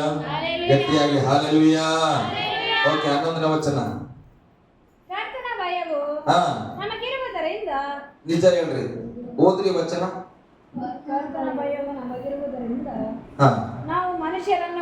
ಅಲ್ಲ, ವಚನ ಇನ್ನ ಎಲ್ಲರೂ ಓದ್ಲಿಲ್ಲ ನೀವು. ನಾನು ಪ್ರಾಕ್ಟಿಕಲ್ ಪ್ರಸಂಗ ಮಾಡ್ತೇನೆ, ಪ್ರಸಂಗ ಅಲ್ಲ ಇದು. 11ನೇ ವಚನ. ಇನ್ನ ಏನಾದ್ರು ಬೇರೆ ತರ ಓದ್ತೀರ ನೋಡ್ರಿ. ನಮಗದ ಬಾಳ ಸುಲಭ, ನಮಗ್ ಬೇಡ, ನಾನು ಹೆಂಡತಿಗಿಲ್ಲ, ನನಗ್ ಬೇಕಾಗಿಲ್ಲ. ಹಲ್ಲೆಲೂಯಾ. ಕರ್ತನ ಭಯವು ನನಗಿರುವುದರಿಂದ. ಇದು ಓದ್ತಾ ಇದ್ದೇವೆ, ಆದ್ರೆ ನಮ್ಮ ಮನಸ್ಸನ್ನು ನಾವು ಕೇಳಬೇಕು. ಓದುವಾಗ ಇದು ವಾಕ್ಯ ಓದುವಾಗ ರೈಟ್ ಅಪ್ಪ, ಇಲ್ಲಿ ಪೌಲನ್ ಹೇಳ್ತಾನೆ ಕರ್ತನ ಭಯ ನಮಗೆ ಇರುವುದರಿಂದ. ನಾವು ಪ್ರಶ್ನೆ ನನಗಿದೇನಾ? ಈಗ ಉದಾಹರಣೆ, ನನಗೆ ಒಂದು 5 ಕಾರ್ ಇರುವುದರಿಂದ ಅಂತ ನಾನು ಹೇಳ್ತೇನೆ, ನನ್ನ ಹತ್ರ ಇದೆ ಅಂತ. ನನ್ನ ಹತ್ರ ಬೈಕ್ ಇರುವುದರಿಂದ ಅಂತ ನಾನು ಹೇಳ್ತೇನೆ. ಹಾಗಾದ್ರೆ ನಮ್ಮ ಸ್ವಾತ್ಯಮ್ಮ ನನಗೆ ಬೈಕ್ ಇರುವುದರಿಂದ ಅನ್ನಕ್ಕಾಗ್ತದ ಮಗ? ಇಲ್ಲ. ಆ ವಾಕ್ಯ ಓದುವಾಗ ಏನ್ ಅನ್ಕೊಳ್ಬೇಕು ಆಕಿ? ನನ್ನ ಹತ್ರ ಬೈಕ್ ಇಲ್ವಲ್ಲ. ಹಲ್ಲೆಲೂಯಾ. ಹಾಗಾದ್ರೆ ಆಕಿ ಏನ್ ಓದ್ಬೇಕಾಗ್ತದ? ನನ್ನ ಬಳಿಯಲ್ಲಿ ಬೈಕ್ ಇಲ್ಲದೆ ಇರುವುದರಿಂದ. ನಿನಗೆ ಭಯ ಇದ್ರೆ ದೇವರ ಮೇಲೆ, ನನಗೆ ಕರ್ತನ ಭಯ ಇರುವುದರಿಂದ ಅಂತ ಓದ್ಬೇಕು. ಓದುವಾಗ ಅಕಸ್ಮಾತ್ ನೀನ್ ದೇವರು ಭಯ ಪಡ್ತಾ ಇಲ್ಲ ಅಂದ್ರೆ ಎಚ್ಚರವಾಗ್ಬೇಕು. ನನಗೆ ದೇವರಲ್ಲಿ ಭಯ ಇಲ್ಲದೆ ಇರುವುದರಿಂದ. ಹಲ್ಲೆಲೂಯಾ. ಗಟ್ಟಿಯಾಗಿ ಹಲ್ಲೆಲೂಯಾ. ಬೈಬಲ್ ಅಲ್ಲಿ ಬರೆದಿರುವುದೆಲ್ಲ ನಿನ್ನ ಜೀವಿತದಲ್ಲಿ ಆಗಲ್ಲ. ಬೈಬಲ್ ಅಲ್ಲಿ ಬರೆದಿರುವುದನ್ನ ನಂಬಿ ಅದನ್ನ ನೀನು ಅನುಸರಿಸುವುದಾದರೆ ಅದರಲ್ಲಿ ಇರೋದೆಲ್ಲ ನಿನ್ನ ಜೀವಿತದಲ್ಲಿ ಬರ್ತದೆ. ಹಲ್ಲೆಲೂಯಾ. ವಾಕ್ಯ ಅಂತ ಕರ್ತನ ಭಯವು ನನಗೆ ಇರುವುದರಿಂದ ನಾವು ಮನುಷ್ಯರನ್ನ ಒಡಂಬಡಿಸುತ್ತೇವೆ. ನಾವು ಯಥಾರ್ಥರೆಂಬುದು ದೇವರಿಗೆ ಗೊತ್ತುಂಟು. ಈ ವಾಕ್ಯ ನಿಮ್ಮ ಬೈಬಲ್ ಅಲ್ಲಿ ಅಂಡರ್ಲೈನ್ ಮಾಡ್ರಿ. ಕರ್ತನ ಭಯವು ನನಗಿರುವುದರಿಂದ ನಾನು ಮನುಷ್ಯರನ್ನ ಒಡಂಬಡಿಸುತ್ತೇನೆ. ಹಲ್ಲೆಲೂಯ. ಸ್ವಾತ್ಯಮ್ಮನನ್ನ ಕರೆದು, ನೋಡಮ್ಮ ಸ್ವಾತಿ, ನೀನು ಪ್ರಾರ್ಥನೆ ಮಾಡ್ಬೇಕು ಮಗ ಅಂತ ಹೇಳೋದಾದ್ರೆ ಬೈಬಲ್ ವಾಕ್ಯದ ಅರ್ಥ ಮೊದಲು ನೀನು ಪ್ರಾರ್ಥಿಸುವವನಾಗಿರಬೇಕು. ಹಲ್ಲೆಲೂಯ. ನನಗೆ ಕರ್ತನ ಭಯ ಇರುವುದರಿಂದ ನಾವು ಮನುಷ್ಯರನ್ನ ಒಡಂಬಡಿಸ್ತೇವೆ ಅಂತ ಬೈಬಲ್ ಅಲ್ಲಿ ಬರೆದಿದ್ದಾನೆ ಪೌಲನ್. ಅಂದ್ರೆ ಪೌಲನಿಗೆ ಭಯ ಇದೆ, ಅದಕ್ಕೆ ಹೇಳ್ತಾನಂತ, ನಾನು ಕರ್ತನಿಗೆ ಭಯ ಪಡ್ತಾ ಇದ್ದೇನೆ, ನೀನು ಭಯ ಪಡಬೇಕು. ಹಲ್ಲೆಲೂಯ. ಗಟ್ಟಿಯಾಗಿ ಹಲ್ಲೆಲೂಯ. ನನ್ನ ಹೆಂಡತಿಗೆ ಎಳೆ ಮಾಡದಿದ್ದ ಆದ್ರೂ ಕೂಡ ಹೇಳ್ತಾರೆ, ಬಹಳ ಸರಿ ಹೊಡೆದೇನೆ. ಆಕೆ ಹೋಗಿ ನಮ್ಮ ಆಂಟಿಗೆ ಗೊತ್ತಿಲ್ಲ, ನಮ್ಮ ಭವ್ಯಕ್ಕೆ ಗೊತ್ತಿಲ್ಲ, ನಮ್ಮ ಕಾಂತಾಣಿಗೆ ಗೊತ್ತಿಲ್ಲ, ಇಲ್ಲ ನಮ್ಮ ಮನೆಯವರು ಅದಾರೆ. ಯಾವತ್ತು ಹೋಗಿ ಆಕೆ ನನ್ನ ಯಜಮಾನ ಪಾಸ್ಟರ್ ಆಗಿದ್ರು ಕೂಡ ನನಗೆ ಸಿಕ್ಕಾಪಟ್ಟೆ ಹೊಡೆದನ ಅಂತ ಹೇಳಿಲ್ಲ. ಹಲ್ಲೆಲೂಯ. ಆಕೆ ಒಬ್ಬ ಸ್ತ್ರೀ ಹತ್ರ ಹೇಳ್ಬೋದು, ನೋಡಮ್ಮ, ನಾವು ಗಂಡನಿಗೆ ವಿಧಿಯರಾಗಿ ನಡೆಯಬೇಕಾದ ಕಾರಣ ನಮ್ಮ ಮೇಲೆ ಒಂದು ಸಾರಿ ಪೆಟ್ಟು ಬಿದ್ದರೂ ಕೂಡ ನಾವು ತಾಳಿಕೊಳ್ಳಬೇಕು. ಯಾಕೆ ಹೇಳ್ಬೋದು ಇದನ್ನ? ಆಕೆ ತಾಳ್ಕೊಂಡಲ್ಲ. ಅದೇ ನನ್ನ ಹೆಂಡತಿ ನಾನು ಹೊಡೆದಾಗ ನನ್ನ ಜೊತೆ ಜಗಳ ಆಗಿ ಹೋಗಿ ಪಂಚಾಯತಿ ಹಚ್ಚಿ ನನಗೆ ಅವಮಾನ ಮಾಡಿದ್ರೆ ಆಕೆ ಬಂದು, ನೋಡಮ್ಮ, ನಿಮ್ ಗಂಡ ಹೊಡೆದಾಗ ನೀವು ಸಿಟ್ಟು ಮಾಡ್ಕೋಬಾರ್ದು ಅಂತ ಹೇಳಿದ್ರೆ ಒಪ್ಕೊಳ್ತಾರ? ನೀನ್ ಮಾಡಿದ್ವಿ ನಾವು ನೋಡಿ ಬಂತೇವೆ. ಹಲ್ಲೆಲೂಯ. ಹಾಗೆ ನಮ್ಮ ಕುಟುಂಬಕ್ಕೆ ನಾನು ಬರ್ತೇನೆ. ತಂದೆ ತಾಯಿಯಾಗಿ ನೀನು ಪ್ರೇಯರ್ ಮಾಡಲ್ಲ, ತಂದೆ ತಾಯಿಯಾಗಿ ನಿನಗೆ ತಾಳ್ಮೆ ಗೊತ್ತಿಲ್ಲ, ತಂದೆ ತಾಯಿಯಾಗಿ ನಿನಗೆ ಜೀವಿಸೋದು ಗೊತ್ತಿಲ್ಲ. ನಿನ್ನ ಮಕ್ಕಳಿಗೆ ಹೇಳಿದ್ರೆ ಯಾಕೆ ನಿನ್ನ ಮಕ್ಕಳು ಕೇಳ್ತವ? ಹಲ್ಲೆಲೂಯ. ಕೇಳಬೇಕಂತ ಯಾಕೆ ಅನ್ಕೊಳ್ಬೇಕು? ನಾವು ನಮ್ಮ ತಂದೆ ದೇವ್ರ ಮಾತು ಕೇಳಿದೇವ? ಕೇಳಿಲ್ಲ ಅಂದ್ಮೇಲೆ ನಮ್ಮ ಮಾತನ್ನ ನಮ್ಮ ಮಕ್ಕಳು ಹೇಗೆ ಕೇಳ್ತಾರ? ಹಲ್ಲೆಲೂಯ. ಓಕೆ, ಮುಂದೆ ಹೋದ್ರೆ ಹಂಗೆ ನಿಮ್ಮ ಮನಸ್ಸಿಗೆ ಕೂಡ ಗೊತ್ತಾಗಿದೆ ನೋಡ್ರಿ, ಅವ ಹೇಳ್ತಾನ, ನಾವು ಯಥಾರ್ಥರೆಂಬುದು ದೇವರಿಗೆ ಗೊತ್ತು. ಕೆಲಸ ನಾವು ಬಳಸ್ತೇವಲ್ಲ ಮಾತು, ನಾನು ಏನಿದ್ದೆ ಅಂತ ನನ್ನ ದೇವರಿಗೆ ಗೊತ್ತು. ಹಲ್ಲೆಲೂಯ. ಇದು ಸಂಪೂರ್ಣ ಅಲ್ಲ ಮಾತಿದು. ನಾನು ಏನಾಗಿದ್ದೇನೆ ಅಂತ ನನ್ನ ದೇವರಿಗೆ ಗೊತ್ತದ. ಹಲ್ಲೆಲೂಯ. ನಾನು ಏನ್ ದಾನ ಧರ್ಮ ಮಾಡಿದೆ ಅಂತ ಯಾರಿಗೆ ಗೊತ್ತದ? ನೀವು ಯಾರಿರ್ತದ ಅಂದಿಲ್ಲ, ನಾನು ಅಂದಿನ ಬಳಸ. ನಾನು ಏನ್ ಮಾಡಿದ್ರೆ ನನ್ನ ದೇವ್ರಿಗೆ ಗೊತ್ತದ. ನಮ್ಮ ಅಮ್ಮ ಹೇಳ್ತಿರ್ತದ, ನಾವ್ ಏನ್ ಮಾಡಿದ್ರೆ ನಮ್ಮ ಅಪ್ಪ ಏನ್ ಕೊಟ್ಟಿದ್ರಂತ ನಮ್ಮ ದೇವ್ರಿಗೆ ಗೊತ್ತದ ಅಂತ. ನಮ್ಮಮ್ಮ ಏನ್ ಕೊಟ್ಟಾಳ ಏನೋ ಗೊತ್ತಿಲ್ಲ. ಹಲ್ಲೆಲೂಯ. ನಿಜ ಹೇಳ್ತಾನೆ. ನಮ್ಮ ಅಪ್ಪನ ಜೊತೆ ಜಗಳ ಆದ್ರೆ ನಮ್ಮ ಅಮ್ಮ ಹೇಳ್ತದ, ನಮ್ಮ ಅಪ್ಪ ಎಷ್ಟು ಇಕ್ಕಿದ್ರು ಏನ್ ಮಾಡ್ಕೊಂಡು ತಿಂದ್ರಿ ಅಂತ ದೇವ್ರಿಗೆ ಗೊತ್ತದ. ನಾವು ಏನ್ ಮಾಡ್ಕೊಳ್ವಪ್ಪ. ಹಲ್ಲೆಲೂಯ. ಹಾಗೆ ನನ್ನ ದೇವರಿಗೆ ಗೊತ್ತಿದೆ. ಪೌಲನ ಹಿಂಗೆ ಹೇಳ್ತಾ ಇಲ್ಲ, ನಾನು ಏನ್ ಮಾಡಿನಿ, ನಾವು ಯಥಾರ್ಥರೋ, ನಾವು ಪರಿಶುದ್ಧರೋ, ನಾವು ದೇವರ ಭಕ್ತರೋ ಅಂತ ನನ್ನ ದೇವರಿಗೆ ಗೊತ್ತಿದೆ ಅಷ್ಟೇ ಹೇಳಿ ನಿಲ್ಲಿಸ್ತಾ ಇಲ್ಲ. ಮುಂದೆ ಹೋದ್ರಿ, ನಾವು ಯಥಾರ್ಥವಂತರೆಂದು ಅಲ್ಲ, ನಾವು ಯಥಾರ್ಥ ಅಲ್ಲಿಂದ ಹೋದ್ ಮಗ. ನೋಡ್ರಿ, ನಾವು ಯಥಾರ್ಥರೆಂಬುದು ದೇವರಿಗೆ ಗೊತ್ತುಂಟು. ಎದುರಿಗಿರುವ ನಿಮಗೂ ಕೂಡ ಗೊತ್ತಾಗಿದೆ. ಹಲ್ಲೆಲೂಯ. ನಾವು ಒಳ್ಳೆಯವರು ಅನ್ನೋದು ದೇವ್ರಿಗೆ ಗೊತ್ತಿರೋ ಸಾಲದು, ನಮ್ಮ ಮುಂದೆ ಇರುವವರು ಕೂಡ ಒಳ್ಳೆಯವರು ಅಂತ ಗೊತ್ತಾಗ್ಬೇಕು. ಇದು ಸಾಕ್ಷ್ಯ ಜೀವಿತ. ಹಲ್ಲೆಲೂಯ. ನಾನು ಏನಂತ ನನ್ನ ದೇವ್ರಿಗೆ ಗೊತ್ತದ, ನಮಗ್ ಬೇಡದ. ನಿನ್ ದೇವ್ರಿಗೆ ಗೊತ್ತ, ನೀನ್ ದೇವ್ರ ಜೊತೆ ಮಾತಾಡ. ಹಲ್ಲೆಲೂಯ. ನೀನ್ ಏನಂತ ನೀನ್ ದೇವ್ರಿಗೆ ಗೊತ್ತಾಗದಲ್ಲ, ಅದ್ ನಮಗೂ ಗೊತ್ತು ಮಾಡ. ಅದೆಲ್ಲ ಪೌಲ ಹೇಳ್ತಿರೋದು. ದೇವರಿಗೆ ಗೊತ್ತು ನಾನು ಯಥಾರ್ಥನಂತ, ನನ್ನ ಮುಂದಿರೋ ನಿಮ್ಮ ಮನಸ್ಸಿಗೂ ಅದು ಗೊತ್ತು. ಹಲ್ಲೆಲೂಯ. ಸಾಕ್ಷಿ ಅಂದ್ರೆ ನನಗೆ ದೇವ್ರಿಗೆ ಗೊತ್ತು ಅದಲ್ಲ, ಅದನ್ನ ಬಿಡ್ರಿ, ಪರಲೋಕದಾಗ ಮಾತಾಡ್ರಿ. ಇಲ್ಲಿರೋವರೆಗೆ ನಮಗ್ ಗೊತ್ತಾಗ್ಬೇಕು ನೀನ್ ಏನಿದ್ದಿ. ನೀನು ಒಳ್ಳೆ ವೈದ್ಯ, ಕೆಟ್ಟ ವೈದ್ಯ, ದಾನ ಧರ್ಮ ಮಾಡ್ತೀಯ, ವಾಕ್ಯ ಓದ್ತೀಯ, ಪ್ರಾರ್ಥನೆ ಮಾಡ್ತೀಯ, ಇದೆಲ್ಲ ದೇವ್ರಿಗೆ ಗೊತ್ತಿದ್ರೆ ಸಾಕಾಗಲ್ಲ. ಹಲ್ಲೆಲೂಯ. ದೇವ್ರಿಗೆ ಗೊತ್ತಿದ್ರೆ ದೇವ್ರಿಗೆ ಕಾಣಕ್ ಕೊಡ್ತಾನ, ದೇವ್ರೇ ನೋಡ್ತಾ ಇರ್ತಾನೆ ನಿನ್ ಸುಖ. ನಾವು ನೋಡ್ಬೇಕಂದ್ರೆ ನಮಗೂ ಗೊತ್ತಾಗ್ಬೇಕು. ಒಂದು ಆಮೇಲೆ ಹೇಳ್ರಿ ಅಂತ ಹೇಳಿ. ಹಲ್ಲೆಲೂಯ. ಓಕೆ, ಮುಂದೆ ಹೋಗೋಣ. ಟೈಮ್ ಆಗ್ತದೆ. ನಂಬಿಕೊಂಡಿದ್ದೇನೆ. ನಾವು ನಮ್ಮನ್ನ ತಿರುಗಿ ನಿಮ್ಮ ಮುಂದೆ ಹೊಗಳಿಕೊಳ್ಳುವುದಿಲ್ಲ. ಆದರೆ ಹೃದಯದ ವಿಷಯದಲ್ಲಿ ಹಿಗ್ಗದೆ ತೋರಿಕೆಯ ವಿಷಯದಲ್ಲಿ ಮಾತ್ರ ಹಿಗ್ಗುತ್ತಾರೋ ಅವರಿಗೆ ಪ್ರತ್ಯುತ್ತರ ಹೇಳುವುದಕ್ಕೆ ನಿಮಗೆ ಆಧಾರವಿರಬೇಕೆಂದು ನಮ್ಮ ವಿಷಯದಲ್ಲಿ ಹಿಗ್ಗುವುದಕ್ಕೆ ನಿಮಗೆ ಆಸ್ಪದ ಕೊಡುತ್ತೇವೆ. ಹಲ್ಲೆಲೂಯ. ಪೌಲನು ವಿಶ್ವಾಸಿಗಳಿಗೆ ಹೇಳ್ತಾನ, ಕೆಲವರು ಹೃದಯದ ವಿಷಯದಲ್ಲಿ ಹೊರಗಿನ ತೋರಿಕೆಯಲ್ಲಿ ಹಿಗ್ಬಾರ್ದ್ರಿ. ನಾನ್ ನೋಡಿ ಇಲ್ಲಿ ಒಂದು 10 ಜನ ದಾನ ಮಾಡಿ ಫೋಟೋ ಇಳಿಸಿ ಫೇಸ್ಬುಕ್ ಅಲ್ಲಿ ಹಾಕ್ತಾರೆ. ಹಲ್ಲೆಲೂಯ. ಆ ವಿಚಾರದಲ್ಲಿ ಹಿಗ್ಗದೆ ಹೃದಯದ ಒಳಗಿರುವ ವಿಷಯಕ್ಕೆ ಹಿಗ್ಗಬೇಕು. ನಮ್ಮ ಹೃದಯ ಪರಿಶುದ್ಧವಾಗಿದೆ. ನನ್ನ ಹೃದಯ ಯಾವಾಗಲೂ ಕನಿಕರ ಹೃದಯ. ನಮ್ಮ ಒಳಗಿನ ಭಾವನೆಗಳಲ್ಲಿ ನಾವು ಹಿಗ್ಗುವಿಕೆ ಇರಬೇಕು. ಗರ್ವ ಎಲ್ಲಿ ಇರ್ಬೇಕಂದ್ರೆ ನನ್ನ ಒಳ ಮನಸ್ಸಿನಲ್ಲಿ ಇರಬೇಕು. ಒಳಗೆ ಒಳ್ಳೆ ವ್ಯಕ್ತಿಯಾಗಿ ಗರ್ವ ಪಡಬೇಕೆ ಹೊರತು ಹೊರಗೆ ಬೆಳ್ಳನ ವಸ್ತ್ರದಲ್ಲಿ ಗರ್ವ ಪಡುವುದಲ್ಲ. ಅದನ್ನ ಬೈಬಲ್ ಹೇಳ್ತಾನೆ. ಈ ವಿಷಯದಲ್ಲಿ ನೀವು ಹಿಗ್ಗಬೇಕೆಂತ ಆಸ್ಪದ ಕೊಡುತ್ತೇನೆ. ಹಲ್ಲೆಲೂಯಾ. ದೇವರ ಮಗ ದೇವರ ಮಗಳಂದ್ರೆ ಬರೀ ಹೊರಗಿನ ವಿಚಾರದಲ್ಲಿ ಎಲ್ಲ ಪ್ರಿಯಲಿ, ಅಂತರದ ವಿಷಯದಲ್ಲಿ ನಾವು ಬೆಳವಣಿಗೆ ಕಾಣಬೇಕು. ಮುಂದೆ ಬೇಗ ಹೋಗ್ಬಿಡೋಣ. ಓದಿ. ನಮಗೆ ಹಾ ಬುದ್ಧಿ ಪರವಶವಾಗಿದ್ದರೆ ಹಾ. ಅದು ದೇವರ ಮಹಿಮೆಗಾಗಿ. ನೋಡ್ರಿ, ನನಗೆ ಭಯಂಕರ ಬುದ್ಧಿ ಅದ. ನಮ್ಮ ಮನೇಲಿ ಹೇಳೋ ಮಾತು ಅಲ್ಲ, ನನ್ಗೆ ಯಾಮಾರ್ಸಕ್ ಹೋಗ್ಬಿಡ್ರಿ, ದೇವ್ರು ಒಳ್ಳೆ ನಾಲೆಡ್ಜ್ ಕೊಟ್ಟಲ್ಲ ಅಂತೇನೆ ನಾನ್ ಬಳಸೋಪದ. ಆದ್ರೆ ಮತ್ತೆ ನಾನು ಹೇಳ್ತೇನೆ, ಇದು ದೇವ್ರು ಕೊಟ್ಟ ನಾಲೆಡ್ಜ್. ನನ್ನ ಅಪ್ಪ ಅಮ್ಮನಿಂದ ಕಲ್ತಿದ್ದಲ್ಲ, ಸ್ಕೂಲಿಂದ ಕಲ್ತಿದ್ದಲ್ಲ. ನಾನು ಯಾವಾಗ ಹೇಳ್ತೇನೆ, ನನ್ನನ್ನು ಯಾಮಾರಿಸ್ಬೇಡ್ರಿ, ನನ್ನ ಶನಿವಾರ ದೇವ್ರು ಹುಟ್ಟಿಸ್ಯಾನ, ದೇವ್ರು ಒಳ್ಳೆ ನಾಲೆಡ್ಜ್ ಕೊಟ್ಟನ ಅಂತೇನೆ. ಹಲ್ಲೆಲೂಯಾ. ಬೈಬಲ್ ಕೂಡ ಅದೇ ಹೇಳುತ್ತದೆ, ನಮಗೆ ಒಳ್ಳೆ ಬುದ್ಧಿ ಇದ್ರೆ ಆ ಬುದ್ಧಿ ಯಾರಿಗಾಗಿ ಅಂತ?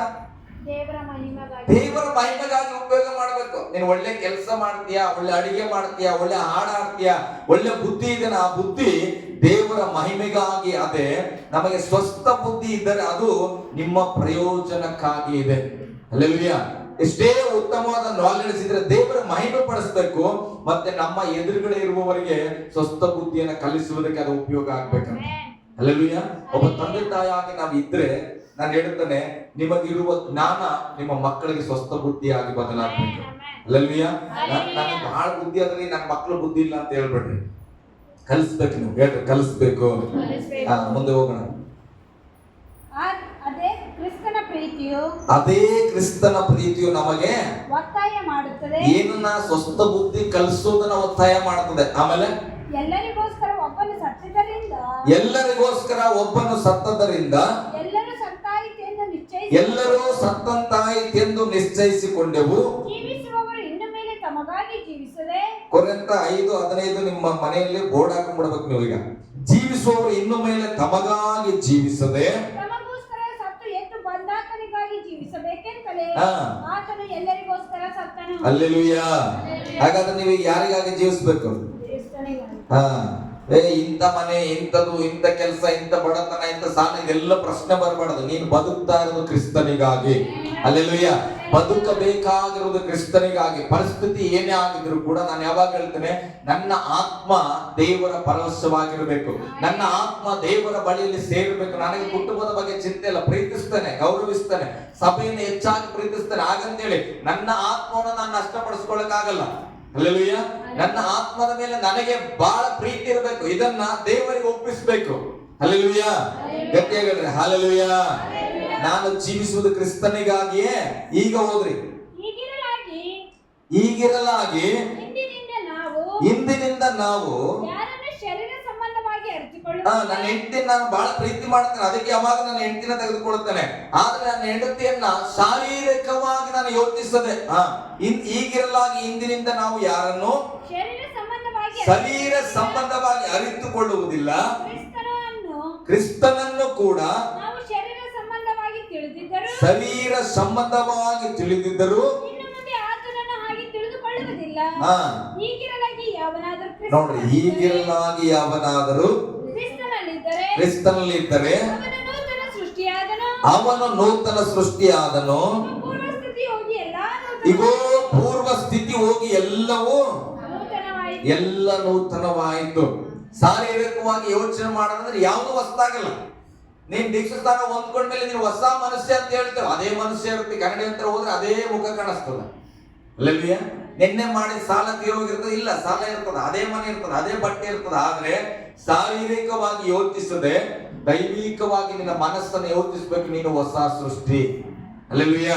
ನೀನು ನೂತನ ಸೃಷ್ಟಿ. ಅಂದ್ರೆ ನಾನು ನೂತನ ಸೃಷ್ಟಿ ಕ್ರಿಸ್ತನಲ್ಲಿ ಇರುವ ಕಾರಣ ನಾನು ನೂತನ ಸೃಷ್ಟಿಯಾದನು. ನನ್ನ ಪೂರ್ವ ಸ್ಥಿತಿಯೆಲ್ಲ ಹೋಗಿ ಎಲ್ಲವೂ ನೂತನವಾಯಿತು. ಅಲ್ಲಲ್ವಿಯ? ಎಲ್ಲ ಅಂದ್ರೆ ಏನು? ಎಲ್ಲ ಅಂದ್ರೆ ಎಲ್ಲವೂ ಅಂದ್ರೆ ಜ್ಞಾನ ಬಂತು, ಕಣ್ಣಿನ ನೋಟ ಬಂತು, ಮನಸ್ಸಿನ ಆಸೆ ಬಂತು, ಮಾತು ಬಂತು, ಹೃದಯದ ಬಯಕೆಗಳು ಬಂತು. ಅಲ್ಲೆಲೂಯ. ನನಗೆ ಬಹಳ ಇಷ್ಟ ಚಪಾತಿ ಅಂದ್ರೆ. ಸೇವೆಗೆ ಬಂದ್ಮೇಲೆ ಚಪಾತಿ ನಿಲ್ಸ್ತೀನಿ. ಬರೀಕ್ನಕ್ಕಿ ಊಟ ಅಂದ್ರೆ ಬಹಳ ಇಷ್ಟ. ಎಲ್ಲ ನೂತನ ಆಯ್ತು ಅಂದ್ರೆ ರೇಷನ್ ಅಕ್ಕಿ ಕೂಡ ಉಣ್ಬೇಕು. ಅಲ್ಲೆಲೂಯ. ಗಟ್ಟಿಯಾಗಿ ಹಾಲೆಲೂಯ, ಅಲ್ಲೆಲೂಯ. ನನಗೆ ಯಾವಾಗ ನಾನು ಹೇಳಿದ್ದೇ ಕೇಳಬೇಕು. ಒಂದು ಮಾತು ತಿರುಗಿ ಮಾತಾಡಿದ್ರೆ ನನಗೆ ಇಷ್ಟ ಆಗಲ್ಲ. ಈ ಊರವರೆಲ್ಲ ಮಾತಾಡ್ತಾರೆ, ಕೇಳಿಸ್ಕೊಡ್ತಾರೆ. ನೂತನ ಆಯ್ತಂದ್ರೆ ಹಂಗೆ. ಹಲ್ಲೆಲೂಯಾ.